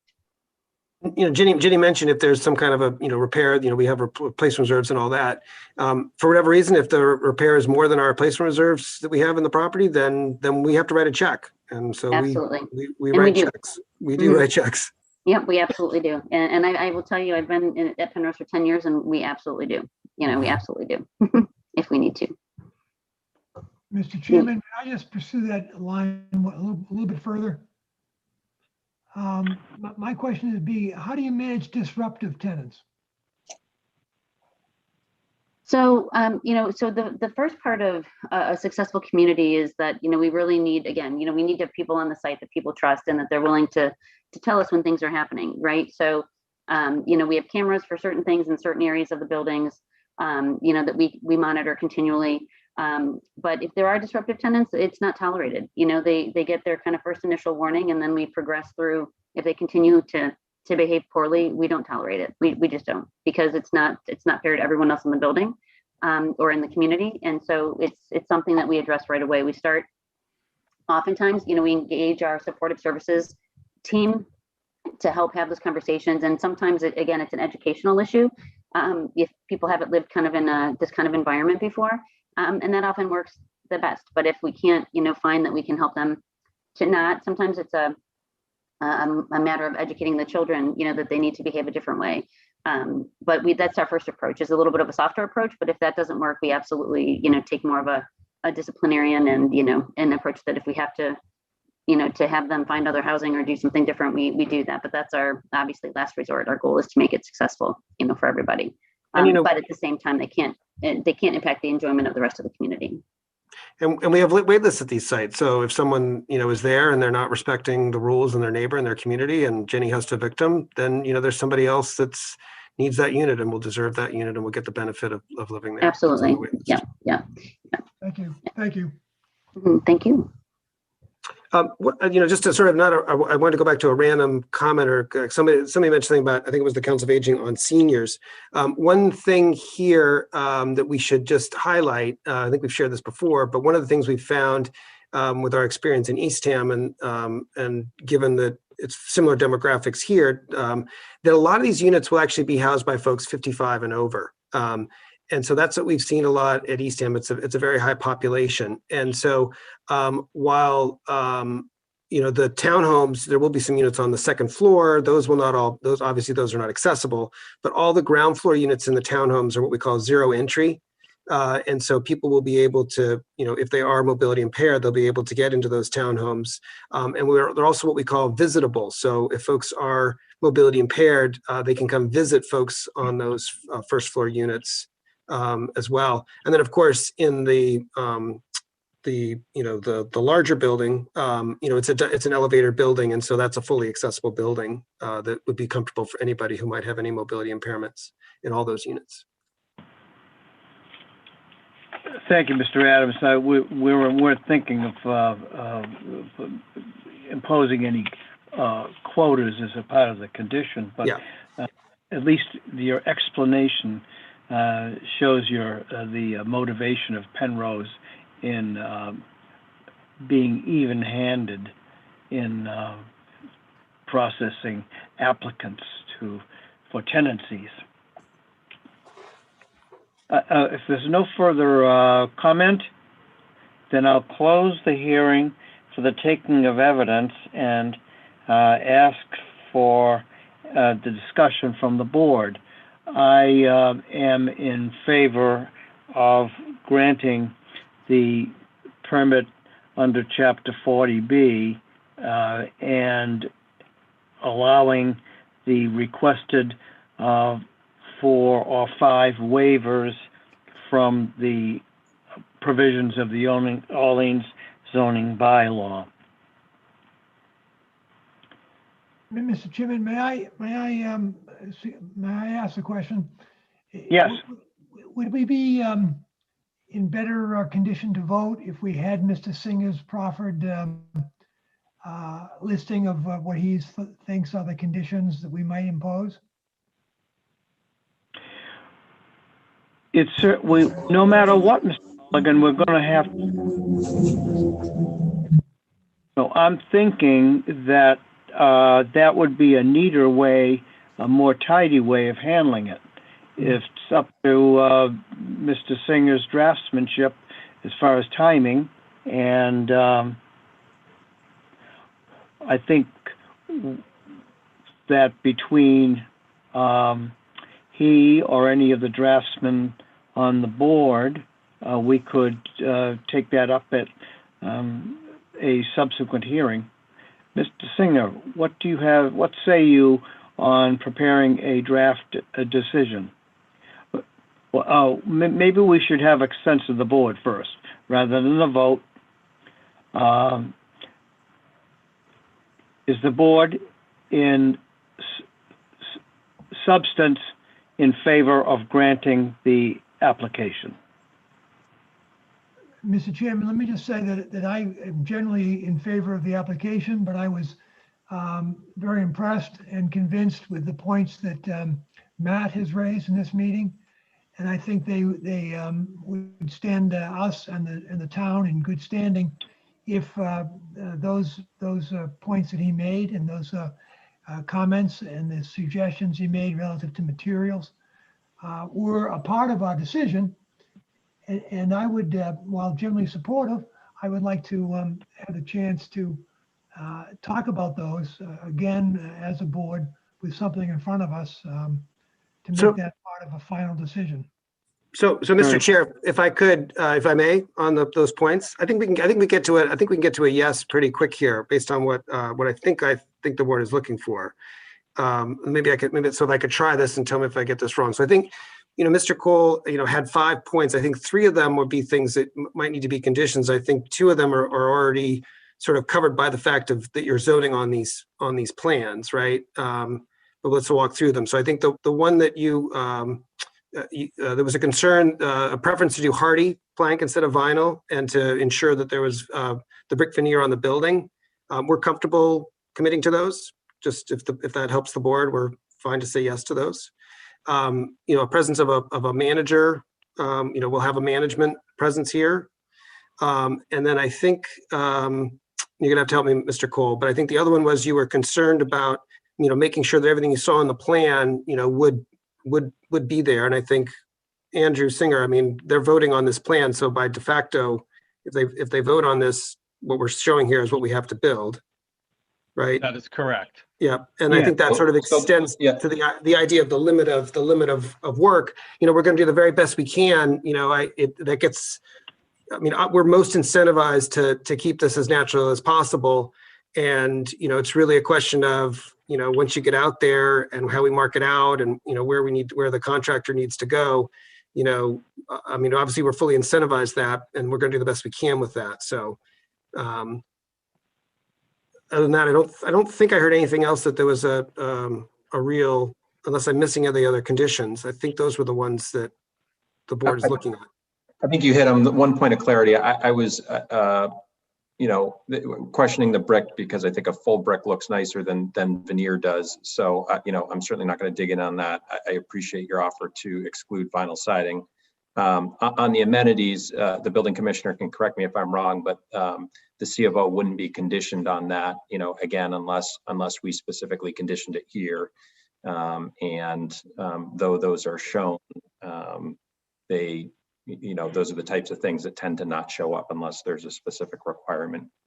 Okay. Yeah. If there are specific amenities that you're particularly concerned about that you think might not show up there on that plan, we could talk about those specific ones. And I think the 5 that you show are nice, and it'd be too easy to exclude one or all 5 as escalation and other challenges are met. So I think a lot of us are impressed and pleased with this plan because they're on there, and therefore they're important to ensure happen. If we could, Mr. Cole, just because we haven't gotten into the final drawing, certainly commit to the amount of area devoted for amenities. We have not even actually had what we would typically have with Penrose as a programming session relative to this specific population here. So we don't want to be caught up if the fitness room gets a little bit bigger, a little bit smaller. I think we don't have the ability or desire to change kind of unit count, that we're going to be putting this amount of program space. What we haven't done is kind of fine tune things. I think, are you talking more about like the playground though, Mr. Cole? Like to see the playground on there? Yeah, seeing them populated with things. When I look at the Eastham site, it looks like a clear-cut naked site that's missing things. And so I don't want to see this clear cut, see those areas just left without things that residents can enjoy. Yeah, well, I'd say a couple of things. I mean, Eastham, that's what they wanted. This is this is what you guys want. And the other thing with Eastham is we're not done with the landscaping over there. We got hit by winter, and so we're coming back in the spring to do more landscaping there, so it wouldn't die over the winter. Well, relative to the exterior amenities, you're approving this plan. I'm sorry. I was only commenting about exterior amenities. I'm sorry. My confusion, I want to make sure even from the inside amenities, there's just a process we go through with Penrose management and residential, supportive housing folks that we haven't gone through for the interior stuff. As far as this is Andrew Singer, as far as the decision to tie in all of the points you've been mentioning, we can certainly in the decision mention it's tied to the plans as we've all said, but we can note just as part of the findings that the amenities include a playground, a walking trail, this and that. And so we could note that. Excellent, thank you. Mr. Cole, what is Mr. Mulligan suggests that we take up the actual approval once we have a draft decision. What do you think about that? I think that's great. And again, if I haven't been clear, I'm in support and would vote for this project, and simply think the details of getting that in writing is important, and would support whatever path is most productive to that end. Very well. Then I'm trying to determine how to manage this. Mr. Marnick, this is Andrew Singer. Yes. You as you're polling the board, I think there are a couple other board members. I believe that Mr. Waugh and Ms. Van Giesen are also the other voting members. Just if Miss Eckhold also. We have 6 members. We have 6 members, and I have inclined. Right, but only 5 of you would be voting, correct? Yes, 5 would be voting. I haven't designated the 5 yet. Oh, okay. I apologize. I would rather have a sense of a general sense of the board as to approval, not a vote. And no, consensus would be wonderful. And then proceed on a continued date convenient to you to review a draft decision. Yes. So Mr. Chair, if I could, obviously we're trying to, the quicker we get a zoning vote, yes, the more it puts us in line for the next funding application. So I'll speak for Andrew. We'll turn around that decision as quickly as you'll let us come back.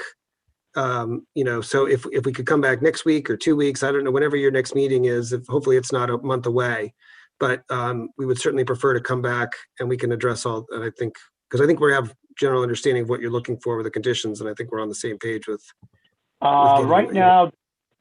I understood that there was no business, Ms. Faber, there's no business on April 3rd? Correct.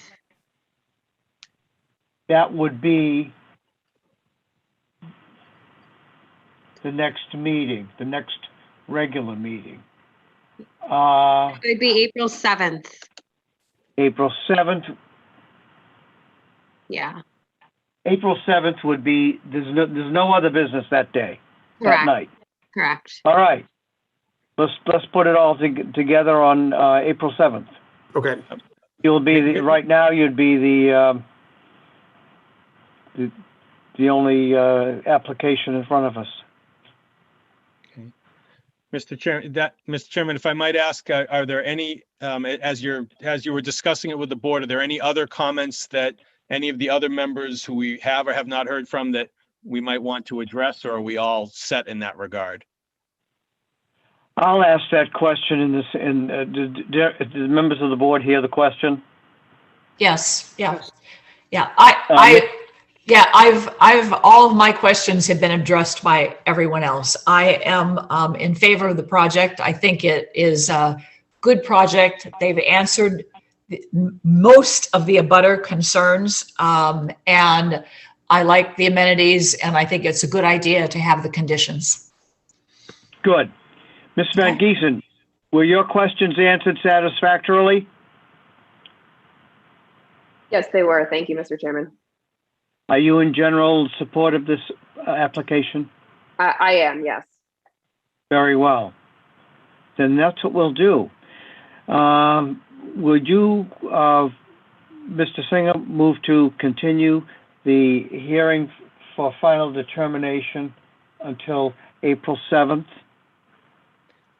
We would ask for yes, we would ask for you to continue it to April 7th so that we could prepare a draft decision so you could review and vote on it that night. Yes.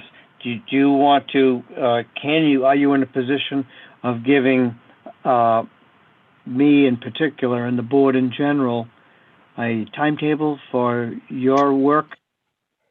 If your next meeting is April 7th, we could get you the decision 1 week ahead of time by March 31st, if that is acceptable. That would be great. And you can communicate with me by email concerning a template for that, unless you feel satisfied as being able to gracefully prepare a draft decision yourself. Okay, I'd be happy to do that, Mr. Chairman.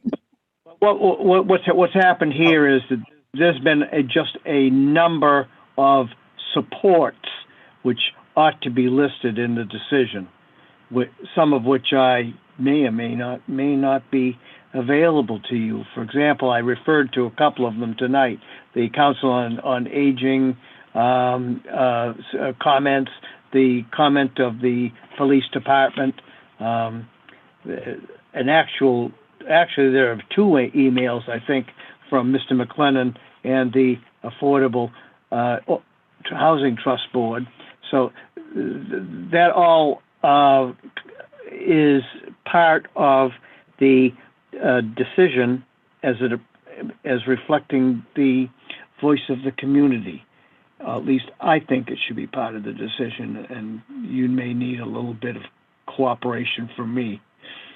No, absolutely. I would appreciate that. And if Ms. Faber is willing, you may not have it, if she gives you my email address or me yours, I'd be happy to receive copies of those so that I can accurately reflect them in the draft. Very well. And I will communicate and circulate this kind of work to all my colleagues. Then the applicant has moved for continuance to April 7th, 2021 for the purpose of a review of a draft decision and a possible approval of the application. I'll make that motion, Mr. Chairman.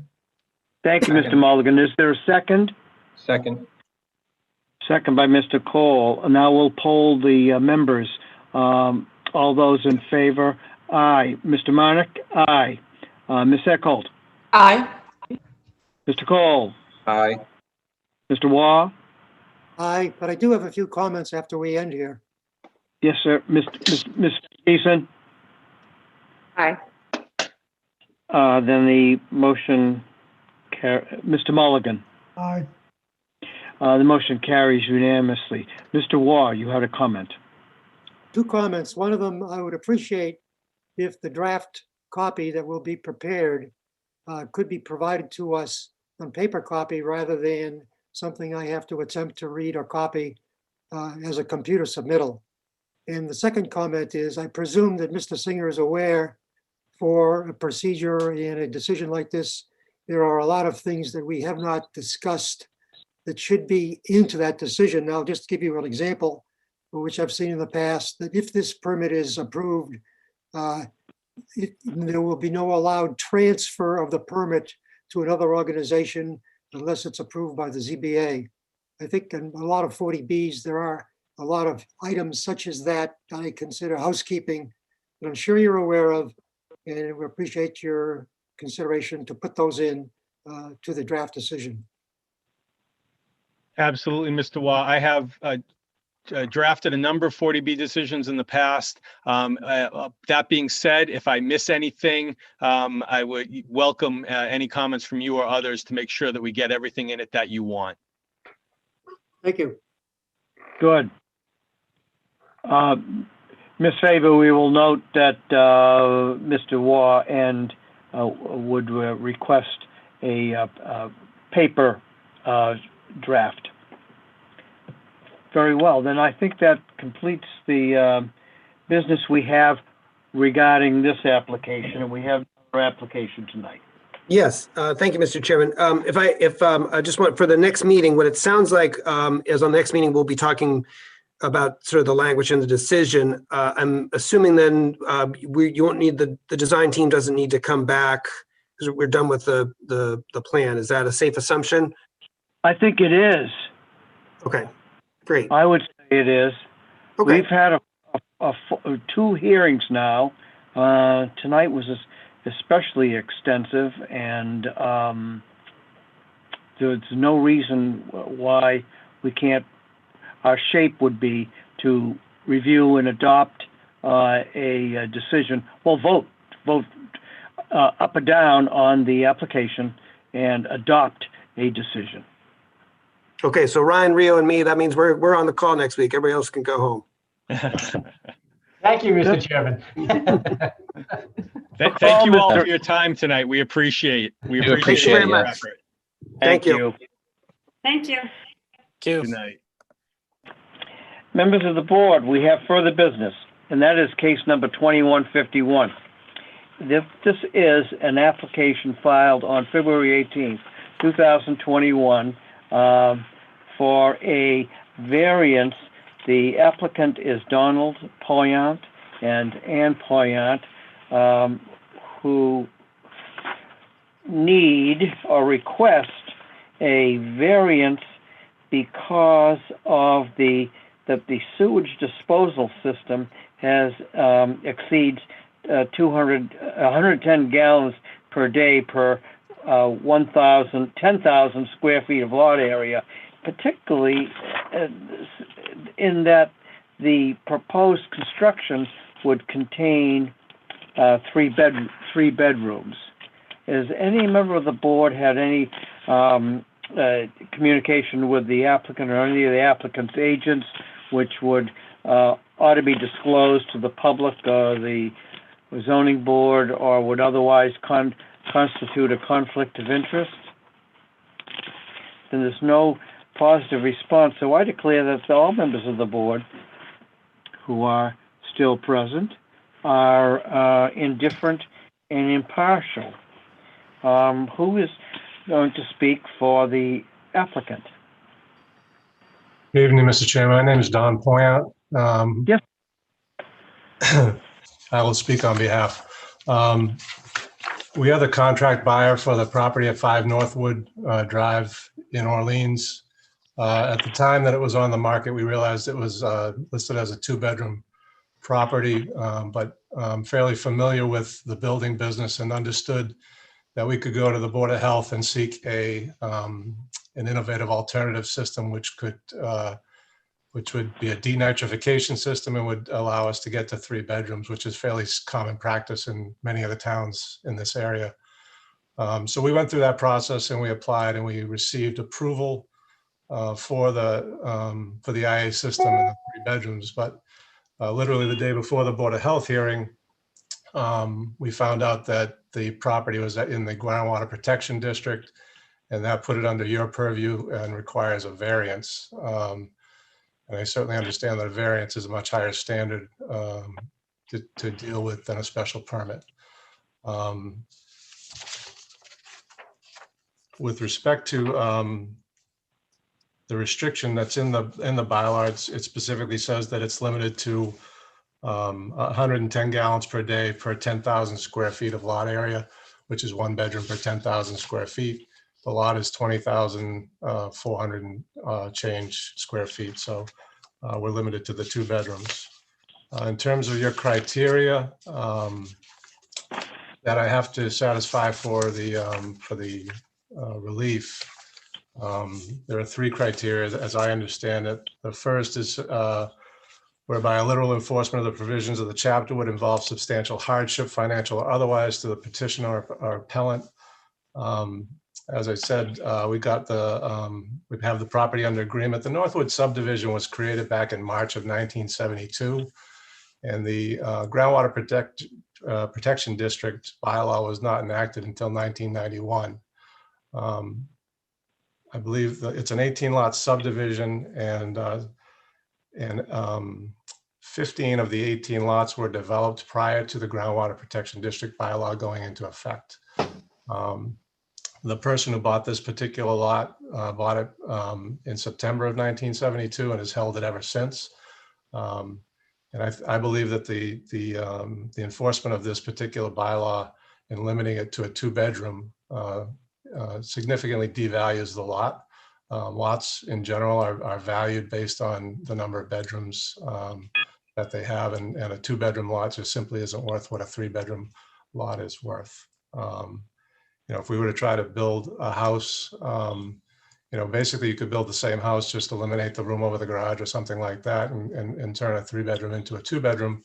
And now, but you don't have the value because the market just won't realize it. And we couldn't build this house today for the cost of what it costs to build a house, and be able to have a reasonable investment at the end of the process. The second criteria that you have is that the hardship is owing to circumstances relating to the soil condition, shape, or topography of such land structures. While I was doing a little bit of research on this to try to understand the Groundwater Protection District, I realized that the EPA and the DEP created model bylaws back in 1991 that I assume all the local towns adopted over time. And the EPA's bylaw, sample bylaw, says the purpose of the Groundwater Protection Overlay District is to protect public health and safety by minimizing contamination of shallow superficial aquifers and preserving and protecting existing and potential sources of drinking water supplies. I'm not the brightest light bulb, so I had to kind of look at some of this other stuff. So a shallow superficial aquifer is further defined as an aquifer in which the permeable medial, meaning the sand and gravel, starts at the land surface or immediately below the soil profile. So to me, that's the only reason the Groundwater Protection District exists where it is because of the soil that exists in this area. So I think it satisfies the second criteria needed to deal with your variance, the variance request. The final element has to do with desirable relief may be granted without either substantial detriment to the public good or nullifying or substantially derogating from the intent or purpose of this chapter. It's my contention, Mr. Chairman and members of the board, that the proposal for the IA system and the approval that the Board of Health granted actually is a benefit to the environment.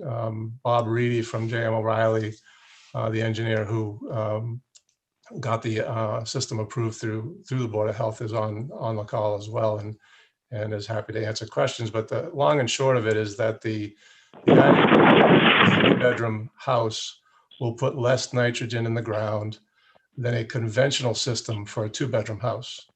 So if the variance were not to be granted and we turned around and built a 2-bedroom house with a conventional system, it would be more detrimental to the environment than what we're proposing to do. We are making an investment in trying to do this the right way. The cost of an IA system is not insignificant. It's about twice the cost of a conventional septic system. And there are also ongoing reporting requirements and testing requirements, which have an annual cost to them as well, which we're aware of and we're willing to undertake, but probably only if we can get the 3rd bedroom approved through the board. So happy to answer any questions, or if you have questions for Bob Reedy, the engineer, he's more than happy to jump in as well. Thank you, Mr. Paul. Sorry, The, Bob, here. If I could jump in for a moment. Sorry to interrupt you there, Mr. Marnick. I just wanted to kind of expand on a couple of Don's points, and he really was able to kind of hit on a lot of what I wanted to say, but just expanding on some of the science and engineering aspect of it.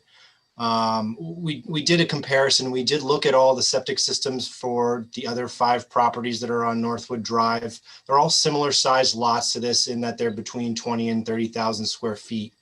So based on Title V, they would all be allowed 2 bedrooms without any sort of additional alternative treatment. Because all of these dwellings were developed prior to this groundwater protection district being put in, none of them have IA treatment currently. So, all of them currently have a level of nitrogen input into the groundwater that is significantly more than what we're proposing with our proposal.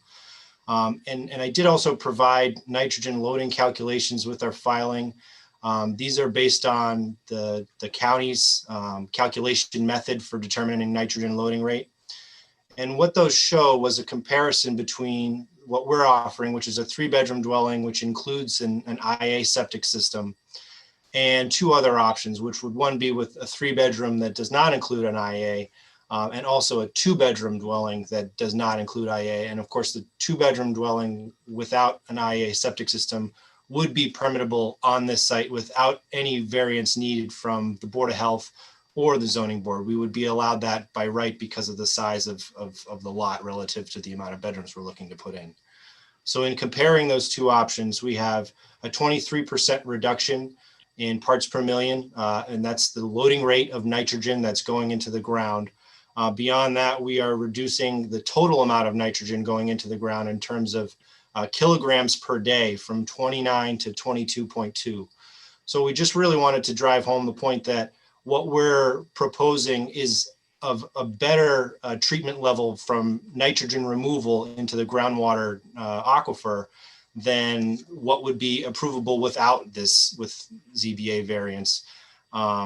So essentially the only option that would protect groundwater better than what we're offering is if the lot were to remain vacant in perpetuity.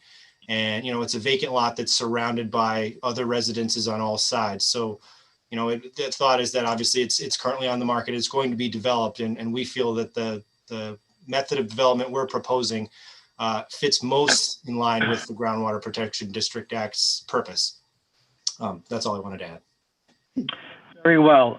Members of the board, let the record reflect that we have received, and I think all of you have, it has been circulated to you, a letter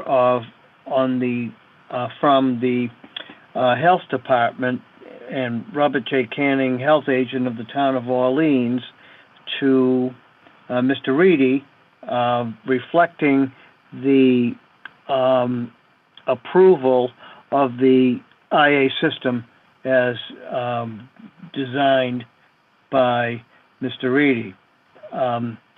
The letter also shows that there will be a restrictive covenant recorded at the Registry of Deeds concerning this approval. Mr. Canning referred to concluded that the approval of the Board of Health did not relieve the applicant from the provisions of Section 164.15 Groundwater Protection District Regulations. I think that was a misprint. I think that we're dealing with 164.17 rather than 15, particularly. I agree, K. Mr. Chairman. I agree, Mr. Chairman. Particularly K, and so that's what we're going to be working with tonight. Now, they're actually, the way it works is, and it wasn't clear to me earlier when I examined or reviewed the application, that it's 10,000 square feet of lot area translates to 1 bedroom, Therefore, 3 bedrooms means 30, and that's how you need your variance. And I was a little bit confused and thought that maybe it wasn't a variance. 164.17E is a little bit confusing until you read it more carefully. That refers to special permits, and therefore, and under those circumstances, the water superintendent, the Board of Health, Planning Board, and Conservation Commission would have to be solicited for their comments. But I think that mainly deals with other sections of 164.17 B2. There's 15, maybe 15 or so different categories, one of which is the sewage disposal system that we're dealing with here. So once we ran through this, I think, with another application a couple of years ago, and I think Mr. Canning came in and educated us. I think some of my colleagues were on the board at the time. He educated us with the nitrogen loading characteristics, especially in an IA system. And it would occur to, one might conclude that the decision or the thinking of a specialized department of the town, such as the health department, would kind of either certainly aid the zoning board or maybe even trump it. So,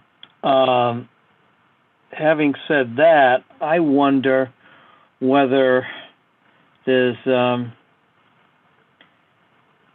any real, assuming that the qualifications and requirements of variance are met, which they appear to be, whether the zoning board needs any further inquiry into this proposal. Are you asking, are we going to vote on it? I'm just trying to get the sense of the board. I generally would rely upon the science, George. Well, I'll try to answer the question. I personally have no concern with approving it. I will say that I do have, and I say that despite the fact that I do have some questions on what I consider the justification for hardship in a variance. However, I can accept items A and B with respect to that, and item C has to do with the impact or the intent and the purpose of the chapter. So I do feel that what the health department is doing, and I'm familiar with the AI systems, I think that the use of the AI system to reduce the amount of nitrogen that's effluent compared to other systems that are there validates an acceptable variance to me. So that's where I stand. I would vote for it. I do have 2 other minor comments. I do think that the nitrogen loading calculations should be resubmitted in an accurate format. I know they were taken directly from the Cape Cod Commission report, but simply stated, there's a lot of cases where the multiplication factors are not put in, with the dimensional analysis is not correct, leaving out feet and square feet and this sort of thing. And also basically on the justification for the petition, they forgot the fact that it's 164.43. So these are all nits. But I think if we're going to get this, those things should be resubmitted in a proper format. That's my comment, I guess, on that. And I do, there will be hardship imposed by the AI system. The fact that you're going to have to do chemical analysis 4 times a year, and you are going to have to get a professional engineer to certify every 3 years that the system is properly operating. And if those items are put in perpetuity on the deed, then I think from my standpoint, you could be granted a variance. That's. Do I have a sense from you, Mr. Ward, that we can proceed tonight, or do you need something further? Are you suggesting that something further should come from the applicant? I would approve it pending the applicant just correcting the information for the formal record, the justification, the calculations. That's all. Very well. Mr. Chairman, if I may, just a question regarding the nitrogen loading calculations. I believe those are correct and accurate per this particular lot, unless there's something missing. They are correct and accurate. What I'm trying to say is that if you look at the sheet that was prepared, if you go through it, I mean, all it does is have a bunch of numbers put together, not indicating that they're multiplied to get the answer, which I know they are, but I happen to be a pain in the butt. So I'm just saying that should be done properly on that particular sheet. If you look at your own sheet, the parenthetic remarks are not in there. That's all. Okay, so just adding a little bit more information on there, because I think the calculations are there and maybe there's just not enough of an explanation of what it is. Yeah, and if you go to the Cape Cod loading calculations, you just use that as a template. I have it here someplace. Like typically here, if you look at, there's a subtle difference in how they do it to just put everything in proper fashion. So it's a minor point, but I just think it should be done properly, that's all. If you go, it's page 17 of the loading calculation that's put out by the Cape Cod Commission. And, it's minor, but Yeah, it was my understanding that that's exactly where we get our form and all of our information from, and it's certainly the basis for all of the calculations that are on that Excel sheet. But like I said, I'd be happy to, edit it in order to provide more information that would make it clear that it is directly based off of the Barnstable County nitrogen loading calculations sheet. maybe I'm not making myself clear, but for example, it says over here, 3 pounds divided by 1,000, 1 year divided by 365. And at the end of it, it gives the answer. You don't know if they multiplied, added, subtracted, or whatever. I'm just saying they're missing some of the formats, pluses and minuses and parenthetic multiplication factors shown on the sheet. Okay, I mean, they're just not there.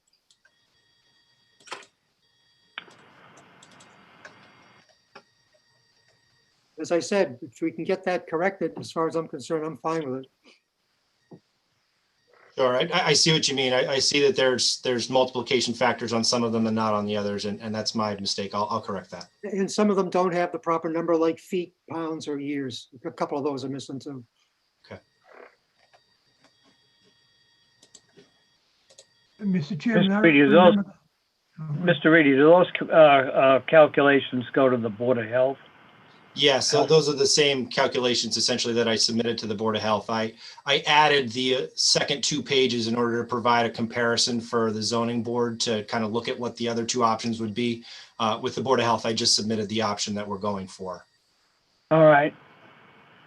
Mr. Mulligan, do you have a remark? No, I just remember that discussion we had, I believe it was on the Cove Road application of those apartments with Mr. Cannon. And that was a very worthwhile meeting.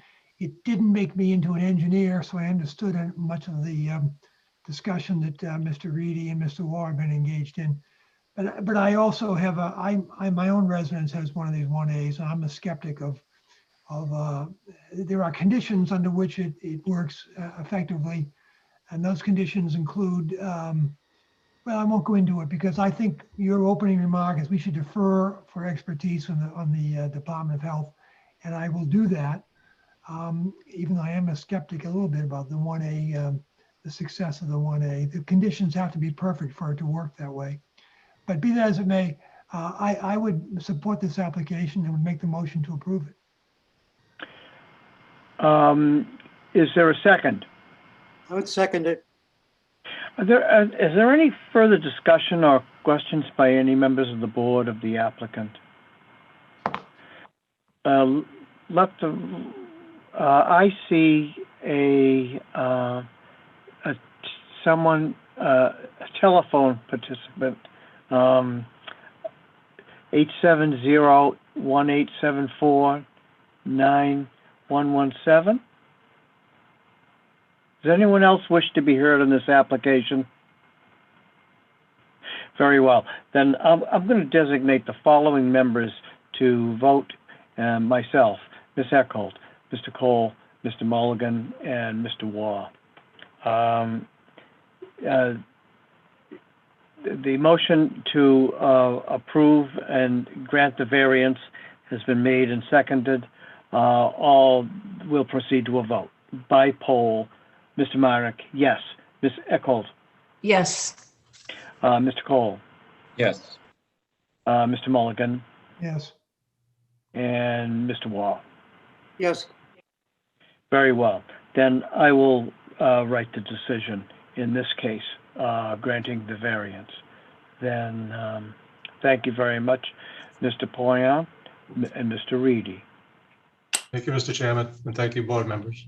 Yep, thank you very much for your time. Members of the board, it is 9:25. Is there any further business to come before the board tonight?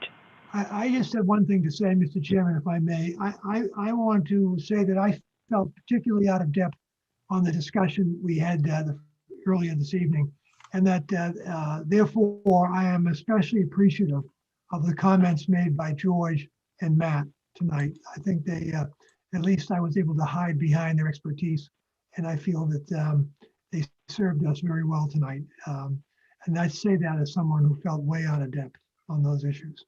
So I just wanted to go on record of saying I appreciate the comments and the expertise of my two fellow members here tonight. Thank you, Mr. Mulligan. We're all in it together. If there's no further business, then I'll entertain a motion to adjourn. So moved. Second. Mr. Mulligan and a second, Mr. Cole. All those in favor by acclamation, aye? Aye. Aye. Aye. Motion carries unanimously. Thank you all, and we'll communicate between now and our next meeting.